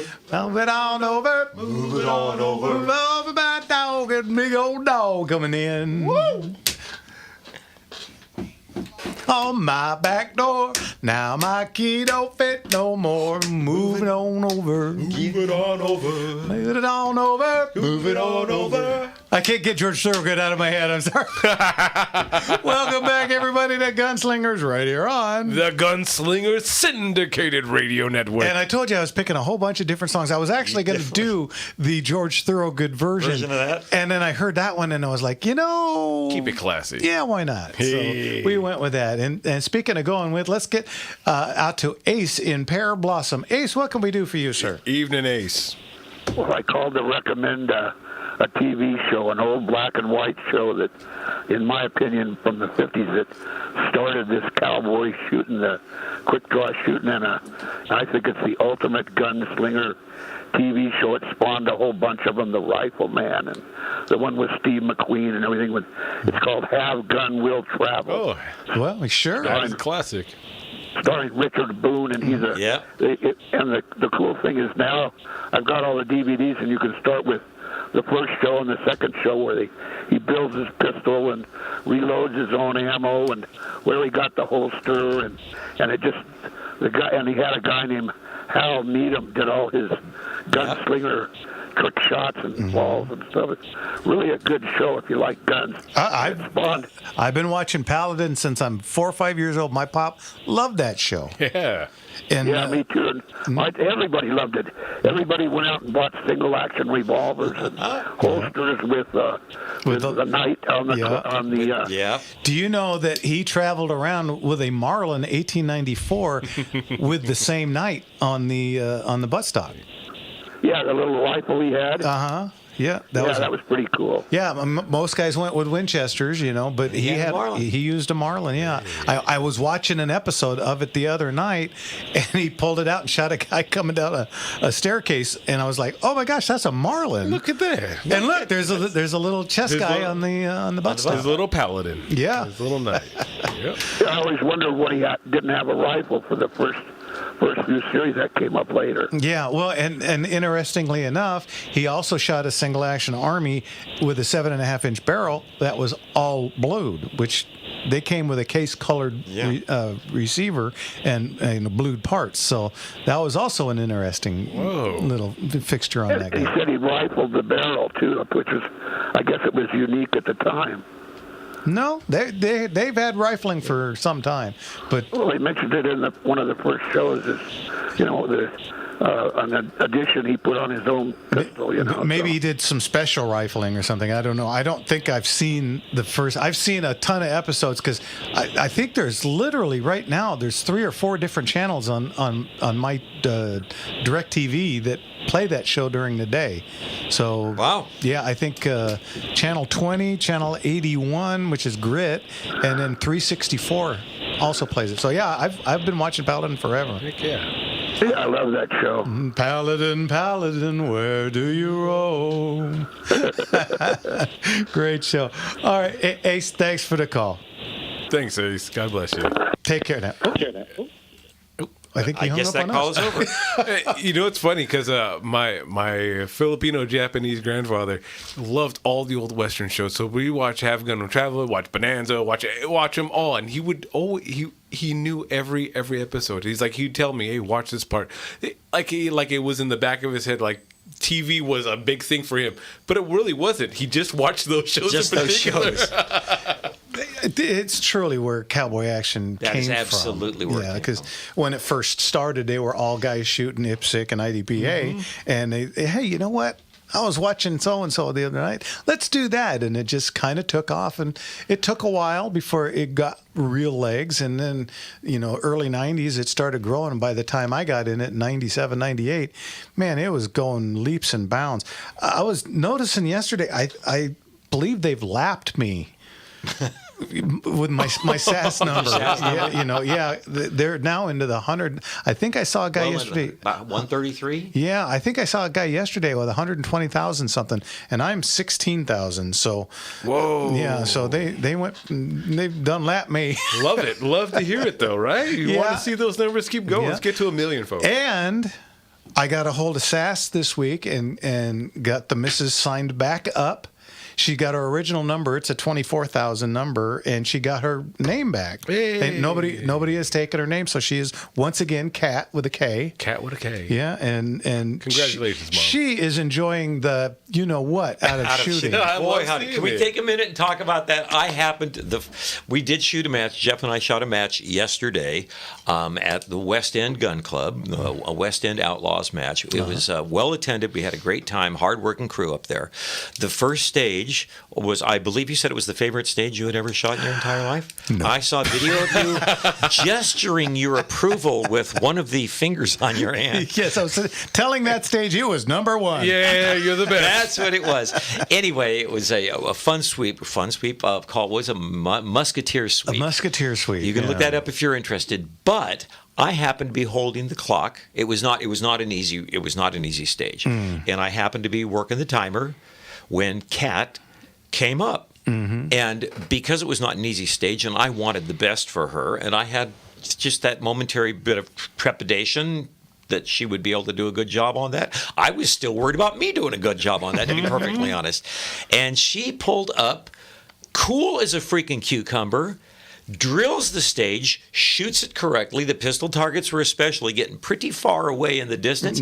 Cleaned the freaking stage. And I want to say, and if I'm wrong, I'm only wrong by one or two, she was the first person on the posse that cleaned the stage. Kat, big round of applause, girl. Mom, congrats. And I think she beat me on that stage. Ooh. How very cool is that? Congratulations. Not your best stage, No, if I'm honest. Yeah, I had a couple of issues, and I had to stop a couple of times because I got so lost. And then, unfortunately, once I saw the Chickamauga shoot it, I went, "Oh, that's all there was to that." You should have watched Is them that before. all there is? That's pretty funny. And you mentioned your shotgun belt pulling shells, pulling your pistols out and having to knock shells. I think that happened too. I saw a couple of times you going back to the belt twice. Everything happened. Yeah, the shotguns were a little farther. It was a knockdown, A popper, which goes flapper. down and comes back up, and then a knockdown. And I had watched a few people shoot it, and they were having trouble. They were out there. So I decided I'm going to go out because you could move anywhere diagonal. the shooting line. Yeah. So I wanted to go out there and get a little bit more because they were not only far out, they were kind of facing away from us a little bit. So, and I was watching people, even with the popper, just barely moving it. So I said that, I'm going to move out. So I got out there and I did it right because it was outside in, then outside in. For 4, and I did that right, and I was all happy. And then I put my shotgun down, and picked up my rifle, and went, What am I doing here? Why am I standing here holding these oranges? Okay, all for one, wait. All for I help? literally, I have a video of it. I yelled out. Two toads, totally tired, tried to trot to death. I literally yelled out at least twice, "What now?" What? You turn around in the middle of the whole entire thing. Yeah. And somebody just shoot. You already screwed it up. I was not holding the clock on that one, just so you know. Shout out to Chugabunga, Jeff out there for getting putting it all together for y'all. If I may, I watched your shot because those were out there. It takes a moment because we do have to load the shotgun on the clock while we are shooting. And so you've got a second or two to get that whole process started. I watched you shoot that and I said, I'm taking that step too. Yeah. I think I was the first one, but again, when you're shooting, I have to load two and then cock the hammers and everything else, and it takes some time, and I didn't want to, so I decided get them out of the way. I'm gonna get out there and make sure I knock these dudes down. Okay. Unfortunately, my brain went with the targets. That was the end of that. Knocked down. Yeah. You sure got it together for the rest of the match, though. Well, thanks. Yeah, I had the second stage. I kicked butt on. I that one went really well, Nice. but then the third and the fourth and the fifth. All right, guys, you're listening to Gunslingers right here on The Gunslinger Syndicated Radio Network. Quick, give them the number. 866-870-5752. Once again, that's 866-870-5752. And Eric in Santa Ana, Tony in Redondo, and Howard in West LA. We'll get to you as soon as we get back. We'll be right back. Yes, we will.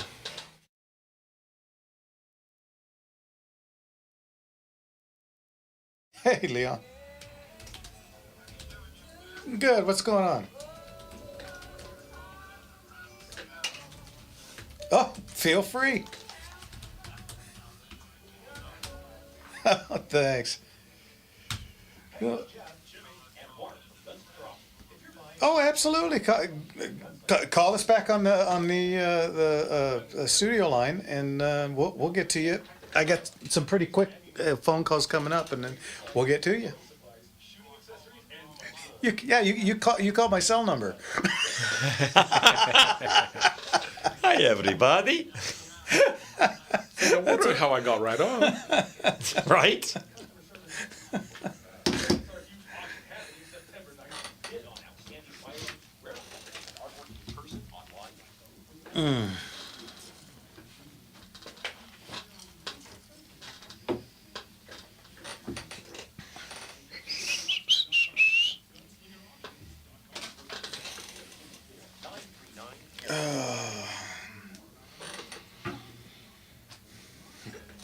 .com.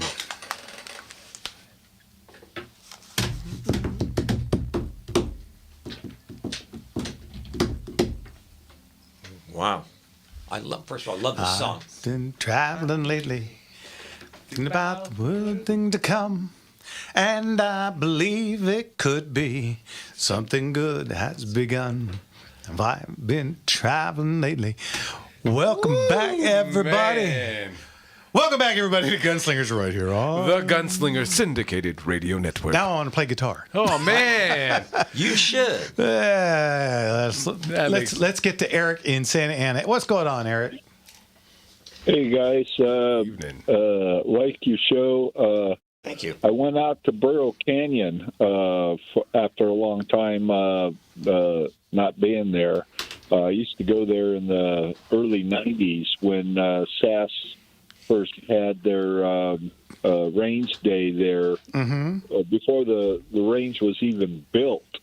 Yeah. They had like a fair out there, and I went out there again this Friday. God, traffic was bad. Yeah. Friday. But I spent the day there with my Keebler Pennsylvania rifle in respect for the Revolutionary War. Sharpshooters of the Revolution, sure. And it was great. First time I shot it after I built it, and it shot okay at 50 yards. Of course, it was windy, and there I got to talk to the guy, and he said that there's a muzzleloading group out there that, and I will be back at SAS. I just want to shoot on Jeff's team. Oh, cool. You'll have a good time, I promise. Anytime. I won't be competitive as Jeff or any of you guys, but I want to come back. I had a heart attack in 2024, and I'm a slower, but still shooting, still walking, still eating right. Well, almost eating right. But, Yeah, The purpose is to have a good time. Yeah, and you're going to have to explain that eating right there. Eric, you know what? That's the one thing that's good about SAS is you're there to shoot what you want to shoot and how you want to shoot. It don't matter what anybody else is doing. And so looking forward. Yeah, believe it or not, our lines are blowing up now, so we got to cut it short. But thanks for calling. God bless and you, looking Eric. forward to shooting with you. We'll see you soon. Absolutely. All right. And congrats on your Kibler. That's a nice piece of kit. Yeah, absolutely. And we'll talk to you soon. Thanks, Eric. Bye-bye. all right, bye. I think that's Eric from online, so it's great to have them both on. And let's get to Tony and Redondo. Tony, what can we do for you, sir? Evening, Tony. Hey, how you doing, boys? Good. Hey, it's something that came up here a while back in our family. A friend of ours, his father was World War II, and he had a 45 that was made by Union Switch and Signals. Good gun. It was stamped U.S. Navy on the side of it, and I know they're fairly rare. Mm-hmm. And what came up on this is that the museum in Pearl Harbor, of all places, does not have one on display, or did not have one on display, and they were trying to get this one gun to be donated on long-term loan, but I don't think the family ever did that. And I don't know if there's anybody out there that has one that would want to do that if they haven't already gotten one. Yeah, I don't know. But I can tell you I've sold many Union Switch and Signals over the years. And, you know, there was a long time when maybe $2,000 would have got it. Our last one we sold, I want to say $7,500.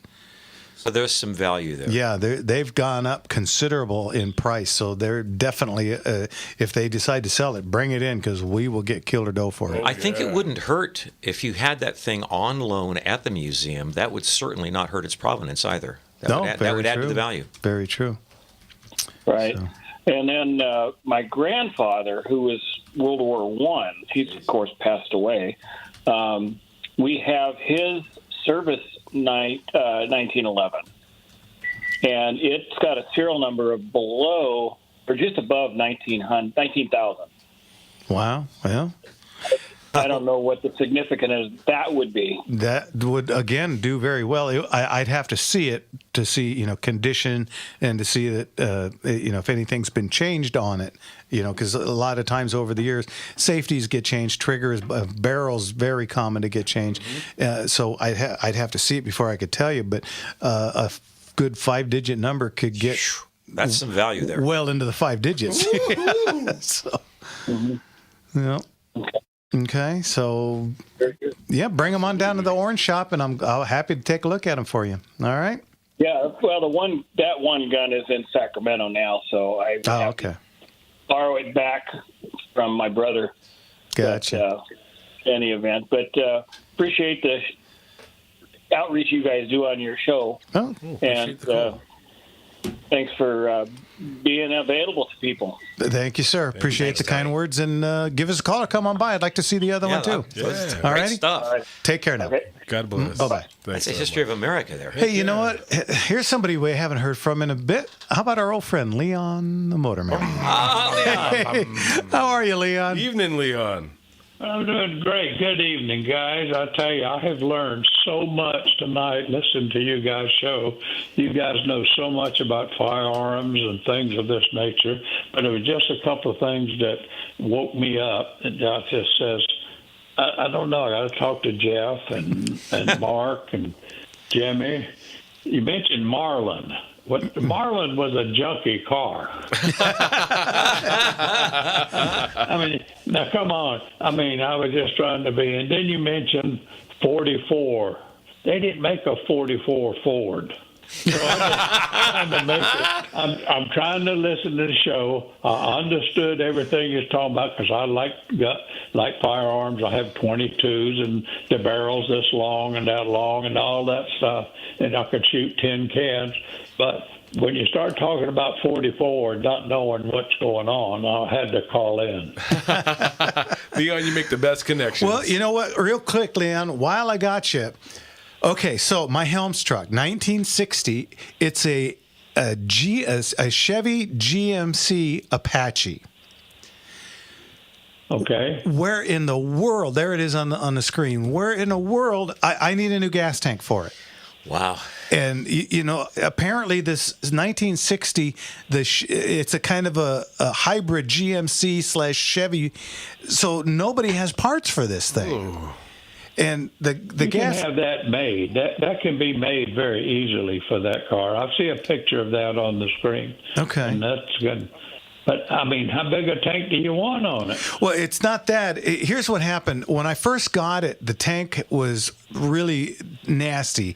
And so it kept, I was going through filter after filter after filter. So I pulled the tank. I had it scrubbed out, the rocks thing, rocks in this open water, and tumbled it and got it all cleared out. And then they put a coating in there.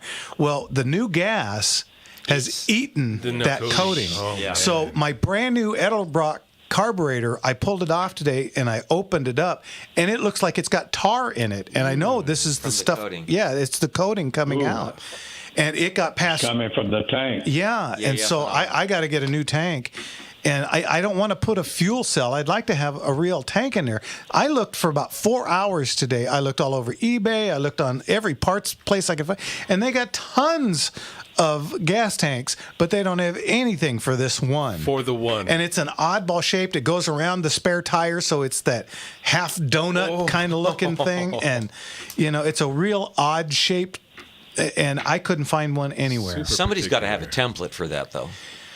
You really want it all original? Yeah, no, you're not a 60-year-old gas tank. I don't care about original whatsoever.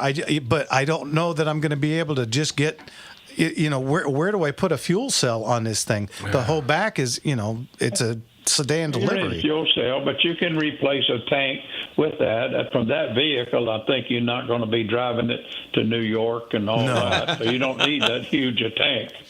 Fair enough. So, but it is something that can make a tank for that, in my opinion. Okay. I'll check on that this week, but I was concerned just about all the things. You guys are just doing a great job, and I'll try to help you on that. How handy is it having a Leon? Vehicles. Why don't you drive something like a Mustang? Oh, I have been. we took it out for a cruise yesterday. Leon, that thing is so sweet. I still got to get it in to a tuner guy with the computer tuner guy, but it is just driving like a dream. It looks like a dream when I saw it too, and I know it is a nice car. I don't mean to break the image from you guys from talking about firearms, because tonight you've done an excellent job, all of you. Well, thank you, sir. Mark and yourself. Oh, thank you. But when you mentioned Marlin and 44, wait a minute.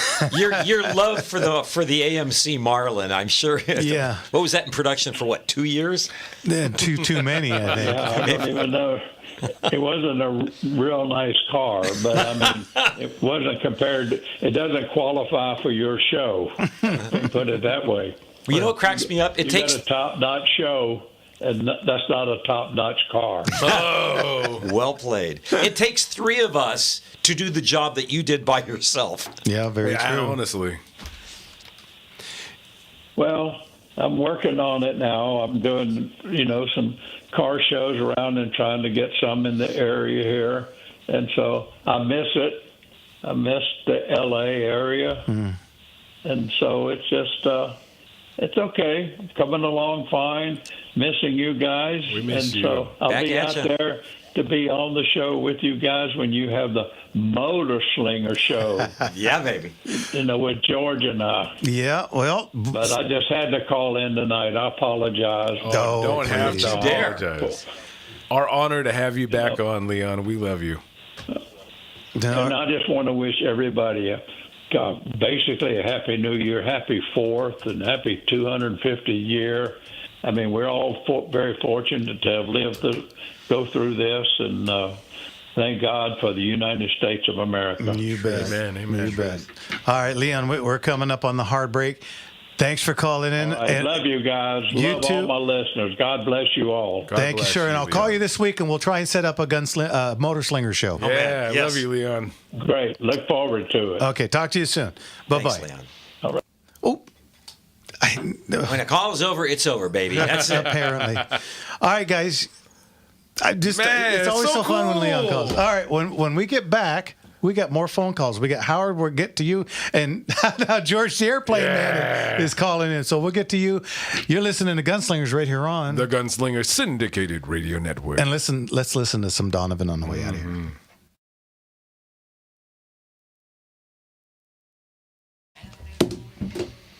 When I was a kid, I had my own little room. Not easy with 9 kids, but I had my own little teeny tiny room right over the driveway. And I strung it with Christmas lights. And there were a couple of songs I would sit and play along with. I'm like 10, 12 years old, and I learned to play the guitar. And this is one of the 3 songs that I loved to sit. I would sit on a bar stool, had a bar stool for a chair in my little tiny room, and I would turn on the colored lights and I would play this song, and I would spin around while I was playing this song. And it was just like this incredible dreamlike state. This was one of the 3 songs I used to do that with. Thanks for that. Oh, sure. Yeah. Nice man. Yeah. Now, see, with me, my sister was such a huge fan. The Christmas time that Hurdy Gurdy Man came out, the album, she got like 5 copies of it for Christmas from all of her. Everybody, yeah, they all bought her. So I didn't have an option. I mean, I'm 6, 7 years old, and I'm listening to Donovan because that's all it's playing in the house. So. They one of the things that the movie Almost Famous got right was the older sister giving him the albums to listen. That's how I got into it, because of my older sisters. Oh, no kidding.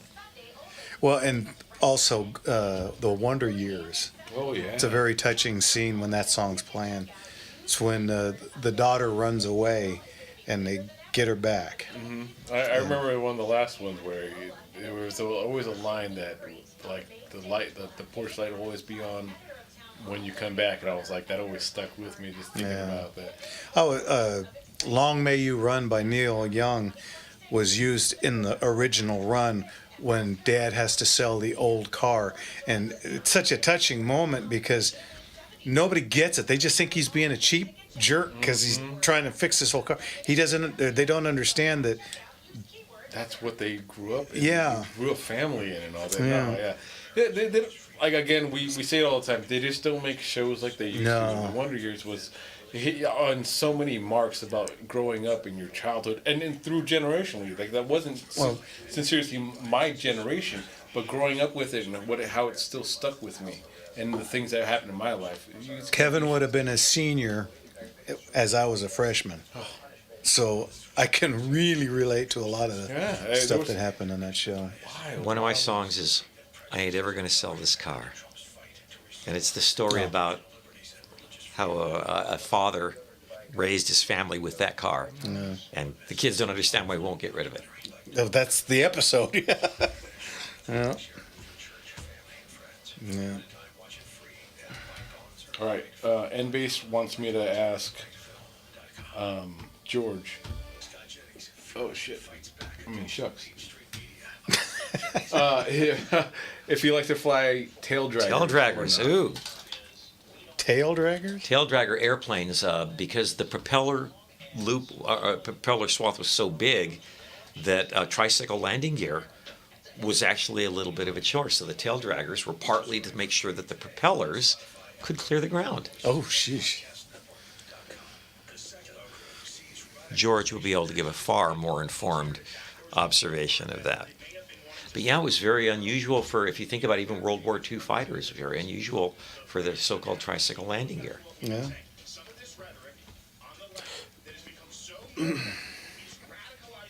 P-38 was one. Hey, Mad Dog, welcome back. Corsair was a tail dragger. Yeah. Because of that huge propeller. Yeah. Is this us? Yep. Tell me why you cry and why you lie to me. Good Tell me why you cry and why you lie to me. Well, I gave you everything I had, but you left me sitting on my own. Did you have to treat me oh so bad? All I do is hang my head and moan. Tell me why you cry and why you lie to me. Okay, that's enough of that. Woo! Welcome back. You know what? One of my favorite Beatles songs, if not the, because it's such an upbeat song. Upbeat. But if you listen to it, Sad as all heck. Come on. Go figure. Heartbreak with a smile, right? There you go. Let's get to Howard in West LA. Howard, what can we do for you, sir? Evening, Howard. You were asking about the sight correction for the front sight of a weapon. Well, we weren't, but somebody was. Go ahead. Yeah, it's sixth grade geometry, the simple stuff. You measure the sight radius. There you go. And the term radius means half the diameter. You double that, you multiply that number by pi, and you get the circumference of a circle in inches. And then you divide that by 360, and that gives you an arc's minute, or an arc degree. Divide that by 60, sorry about that, and you get an arc minute, a minute of angle. Minute of angle, yeah. Okay. I mean, I did that with 100 yards, and it works. It's like 1.047 inches is a arc minute, second, yes. or minute, whatever. It worked. The math don't lie. Nope, math is math, and you just got to want to do it. You're talking to a guy that flunked algebra 3 times. Yeah, don't tell me you won't use algebra after you get out of high school. Well, I can tell you I didn't. That's just me. You know, Imagine how successful you could have been if you had done geometry. Ooh. Could you imagine me at In-N-Out doing geometry, trying to figure out? How big is that burger around? I used it to figure out how long it takes to earn 5 chili dogs at Tommy's from the time in the 60s when $2 an hour meant that you have to get $1 for four chili dogs at a quarter apiece. When you're earning $15 an hour and you're spending $6.50 for a hot dog, it came out to about an hour and 42 minutes for the same 4 chili dogs. Wow. Hey, well, thank you for the math tutorial, Howard, and now I'm hungry. Yes. Double dose. Could Jimmy look up? He's really got good computer skills. Oh, thank you. The Jerry Micklick YouTube video where he shot a Smith & Wesson 9mm with the heaviest bullet you could throw in it. I think it was 148 grains, and he shot a 1,000-yard target. He put a 6-inch balloon, stuck it on a 2-foot by 2-foot armor plate. He didn't hit the balloon, but he was close enough with the bullet that when it shattered, it blew. It broke the balloon. Broke the balloon. Mm-hmm. That holdover must have been pretty delightful. He must have been aiming at the sun. But it'll get her done. 8 feet over the target. Yeah. See if Jimmy can find it. It was in 22, right? That was a 22. Pardon? He was shooting a 22. No, he's shooting it was 9mm. a 9mm Luger out of a Smith & Wesson revolver that could handle the pressure and weight of the heavier bullets. All right. I'll have him look that up. In the meantime, we got other phone calls we got to get to. You do. Thank you, sir. Bye. Thanks for the math, Howard. God bless you, Howard. Yeah, I see a world record 1,000-yard shot with a 9mm handgun, Jerry Micklick. That is very impressive. Let's get to our friend George the Airplane George! Man. Well, we had one, now we got the other. What's going on, George? Evening, George. Hey, happy birthday, America. Amen. 250 glorious years. There you go. And you guys are putting on a heck of a show tonight. I mean, I tell you, between math and nomenclature and very intelligent callers, I mean, you got a high class of people involved with this thing, guys, and I'm impressed. And like But like Leon, I got a little bit confused. So I understand Marlin. I understand 44. 1911, I carried one of those for a while. Then you start talking Apaches. Well, there's two airplanes named Apache. Right. One's an old Piper 23, the twin engine, and the other one is the AH-64 Apache armed helicopter, which is more of my generation, and it's a real kick-ass airplane. But what's the Apache you're talking about? Was it an Indian, or what was that? No, it's a 1960 Helms truck, and it was the car itself is a 1960 GMC Chevrolet Apache, which was kind of a hybrid between GMC and Chevy, and of the early 60s, late 50s Chevy trucks, it is the ugliest. You win. Yeah, I mean, hands down.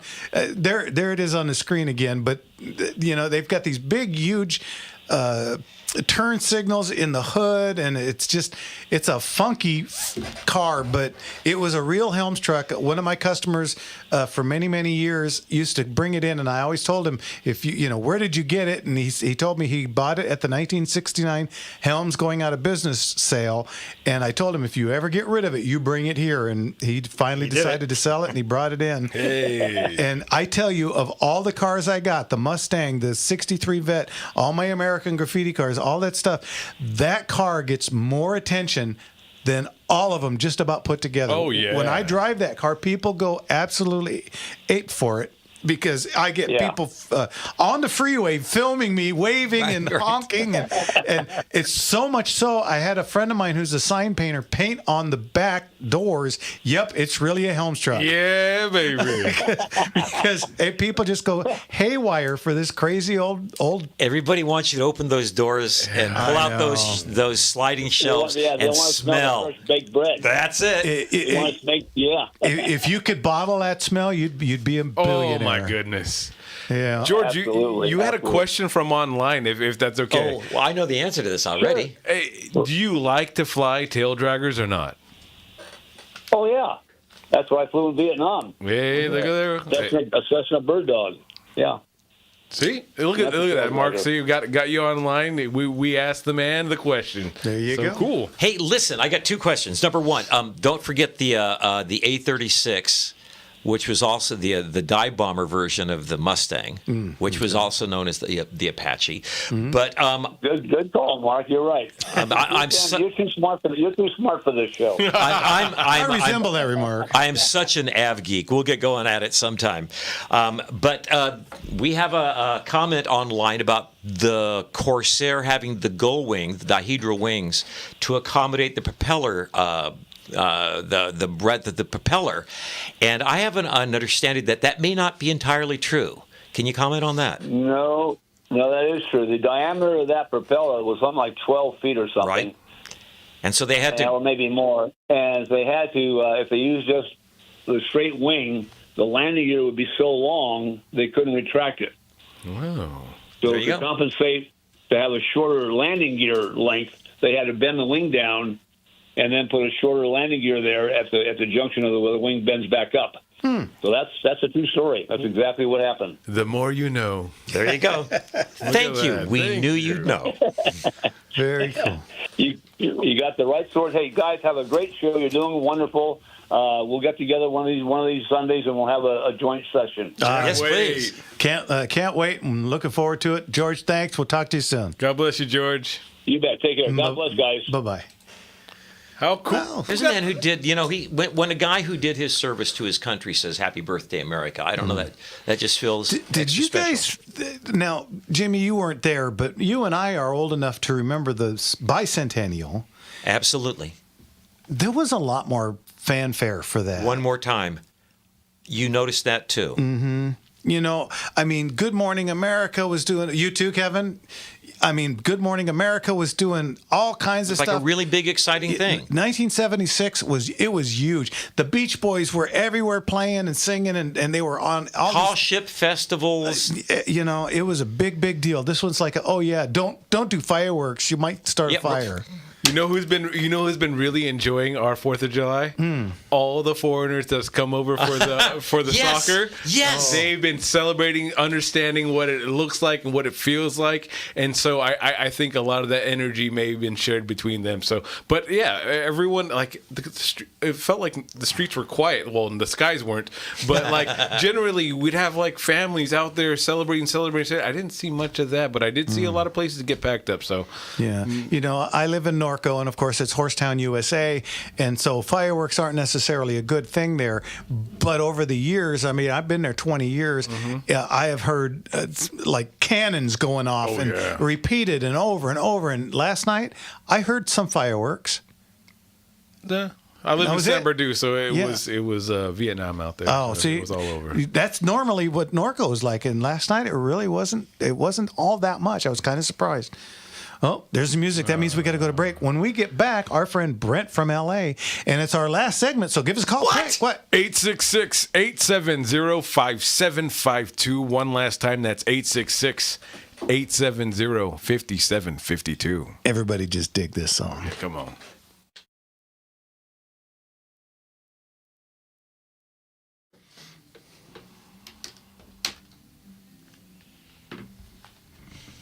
Understand what you tried to say to me.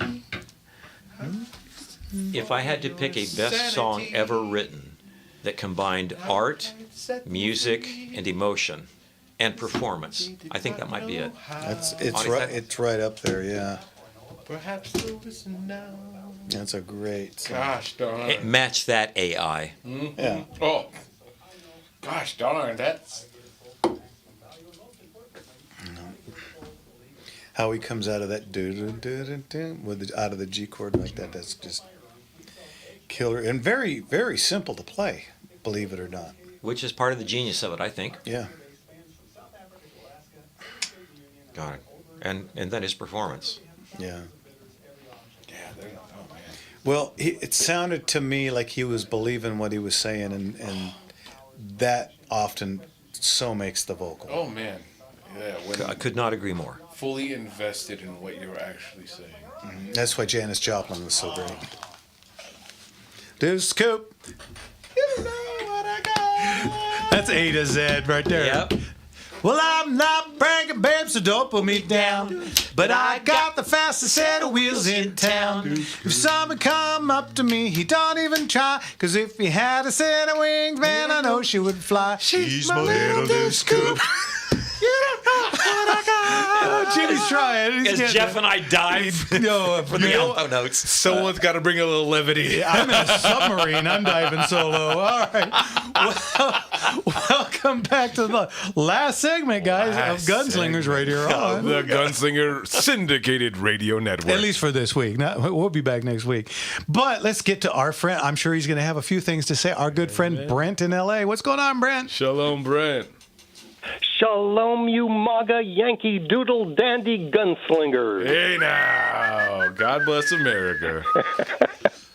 And Mark, at the opening of the show, you listed how America was the strongest, richest, most successful, advanced, and blessed nation on God's green earth.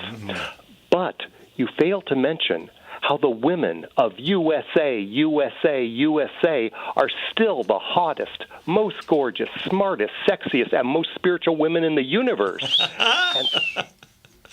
And so, for America's next best century yet, all of us MAGA gunslingers must be even more careful to love, adore, appreciate, and respect our awesome ladies. And for our lost ladies, please liberate them from Lucifer's leftists. Please, please. Yeah, you know, I've been married to one of those, Brent, for 45 years. Hey, no. And she I shoots. know. I met her. She's wonderful. Yep. So wonderful. Thank you kindly. Hey, I'm going to get a shout out to Sybil Luddington. If you don't know the name Sybil Luddington, you should probably look that up. There's a statue for her. She is the female Paul Revere. Oh. So, yes, their contribution to American history should not be overlooked.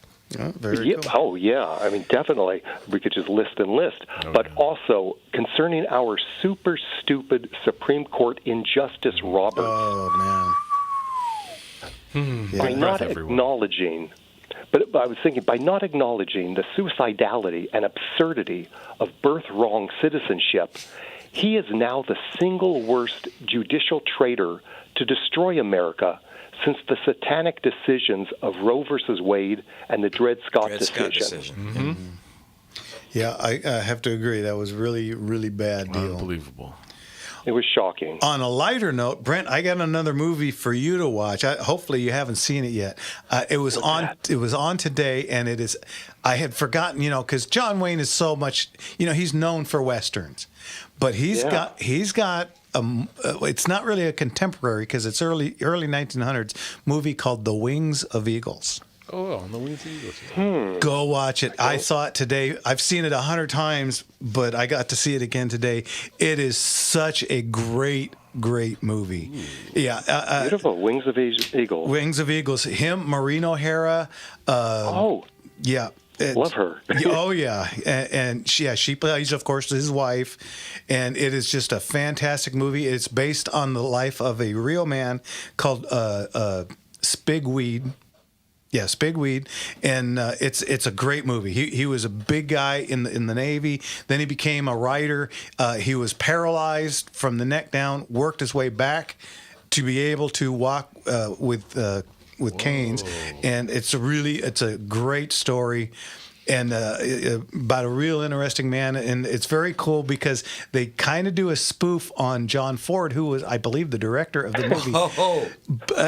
Ward Bond plays the John Ford figure, and he's got him to a T. Now I'm going to watch it. Yeah, it's really a good show. Yeah, it's a good movie. The Wings of Eagle, go check it out. And he wrote one movie, and the King of Hollywood himself, Clark Gable, was in it. Right. So yeah. So I wonder if I have seen it some time ago as a kid. It's worth revisiting. Great movie. Go check it out. The Wings of Eagles. Brent, have you seen Young Washington? No, I haven't. Do it. And I await your review. When did that come out? Friday. It's the new one. Yes. Okay, great. Yeah, that's another person. Washington is somebody we need to study. Find it, watch it, and give us a review. Guy. Yeah. Okay. All right, Brent. Thanks. We'll talk to you next week. God bless you, Brent. Have a great week. Take care now. Bye-bye. Well, we bombed him with stuff, but Okay, there's this book you need to read. All right. The 1967 National Geographic October. Brent, you got a lot of homework to do this week. I've got a new color I discovered. Well, like I said, John Wayne is known, everybody thinks John Wayne, cowboy hat, boots, horses, and so on. But he actually made some really great movies that he was not a cowboy. Wings of Eagles being one, and We'll look then it up when I get home. The Quiet Man is another. The Quiet Man is an absolute classic. Probably in my top 10 of all time. Just a fantastic movie, and every part in it, and there's so much cool backstory that I've heard. Yes. Yeah. While they were there. Yeah. What's the name of the town? I'm drawing a blank. The real city is Kong, Ireland, but Innisfree. Yes. Innisfree this way. Kirk Online put a Hatari. Hatari was very cool. Yeah, and one where he was red. He puts out Texas fires. Oh yes, Red Adair. Yeah, that's another good one. Yeah, he got a pretty good body of work. Yeah, you think only about 260 movies. But again, everybody always thinks of John Wayne in westerns. That's so true. Yeah, and another thing about the Wings of Eagles, the Duke goes wigless. Ooh! Now, wow! I think the movie is 1957, and he ages throughout the movie, and towards the end of the movie, his hair is graying, and he's got no rug on, and you can see what he actually. The only other time that happened was by accident in a movie called North to Alaska, where he gets into a fist fight, and somebody punches him, and he falls down, and his hat kind of lifts up, and he's not wearing it, and it's like, whoa, okay. So those are the two times that I know of, or at least I can remember, that you can see the Duke in his real form. Wow. In his true form. Yeah, and he had a great answer for that. Right after he put out the Green Berets, it was like a Rotten Tomatoes type group, and they were trying to bag on him, and they said, is that real hair on your head? He says, well, of course it's real. It's not mine, but it's real. So, the Duke had a sense of humor. All right, enough of that. But anyway, well, what do you guys got going this week? Oh, well, the kids have one more month of summer break left, so boy. I'm trying to make sure I incorporate them in a lot of outdoor activities. So trying to get them out there, enjoy the world. Yeah. That's cool stuff. A good, long, good, hard work week for me. But we love playing, the Plowboys love playing at the All Dubliner. Mm-hmm. We'll be there on Friday night. If you think I'm shooting Saturday, guess again. It starts at 10 o'clock. And you remember those gigs. I so don't miss that. But when you're young and tough and you could... Oh, yeah. In my 20s and 30s, it was like, what? Back to back to back to back. Oh, I can remember. I can remember Friday nights playing the Hop from 6 to 7 at the Hoppy Hour, then breaking down and going to the Sunset Club or somewhere else, playing all night, and then we'd have to be at UCLA or USC in the morning for Swim with Mike. Some deal that we used to do every year. And we're out there sound checking at 9 a.m. doing some Creedence song, and the keyboard guy would nudge me. You're a little flat. I don't care. It's too late to talk about that. How about this? When I play, I usually use either a Fender Supersonic or a Fender Deluxe Reverb. That is not a very big, not a very powerful amp, right? But I remember the first time it happened. We were playing at some nightclub in the basement in Santa Monica. And I ran down the stairs and I set everything up and plugged everything and played. And at 2:30 a.m., went back up the stairs with that same amplifier under my arm and couldn't believe how much weight it had gained in 4 short hours. I don't miss any of that. I always used a Music Man RD110. That's a little... Yeah, it was a great amp. Half solid state. It was a kind of a hybrid. Yep. But it put out plenty of power. I never went over 2. It was always on 2 because I was a rhythm guy, so I didn't need to be that loud. Mm-hmm. So I always kept it on 2. And we played a gig on Halloween night on the Queen Mary, and the pool is supposedly haunted. Mm-hmm. So we did a gig inside the pool area, for 3 hours up to midnight or 1 o'clock in the morning, whatever it was. And we used the original elevators. That is one of the hardest gigs that there is for a musician, because everything is so cramped and so small, and all the doorways have those little fiddles to keep water from sloshing around. Mm-hmm. Take it away. Yeah, and so we're coming down, and as soon as the door opened, it was like the Ralph Cramden closet, where everything just falls out, and my SG fell flat in a case, fell flat on his face, snapped the head off. And my RD110 fell forward, and for anybody who knows anything about amps, that's really bad. Ooh. Yeah, I broke the cone, so I was playing. My guitar sounded like all night. Good times. Yeah, I had to use the Rich's guitar, and he only brought 2. He brought his 2 Rickenbackers, and the other one was a 12-string. So I had to play a 12-string all night. And this is in the day when there were no tuners. You tuned it by ear. And I'm literally below sea level because I'm inside the Queen Mary. So I'm getting all kinds of weird intonation sounds. And plus the moisture in the air and stuff. And what do they say about a 12-string? You spend half the time tuning it, and the other half the time playing out of tune. And that is 100% right. So I turned down my amp because it already sounded like you really got me. You know how the dirty everything sounded. That 12-string sounded like it's like twice as much. Just what good a times. Horrible. And I still have the SG. I got it repaired because I had Robbie Krieger sign the back because it's a sure. Yeah, it's a maroon SG, which is what he played in the Doors. So anyway, guys. That's it. Hey, we got to go. Fun stuff. Yeah. Thanks for listening to Gig Talk. Gig Talk with the Here on Gunslingers. KRLA. Jeez. All right, guys. Don't forget to smile. Just a little curve sets a lot of things straight. Thank you, Leon. We'll see you guys next week, and we've got some more Gig Talk. God bless you. God bless America.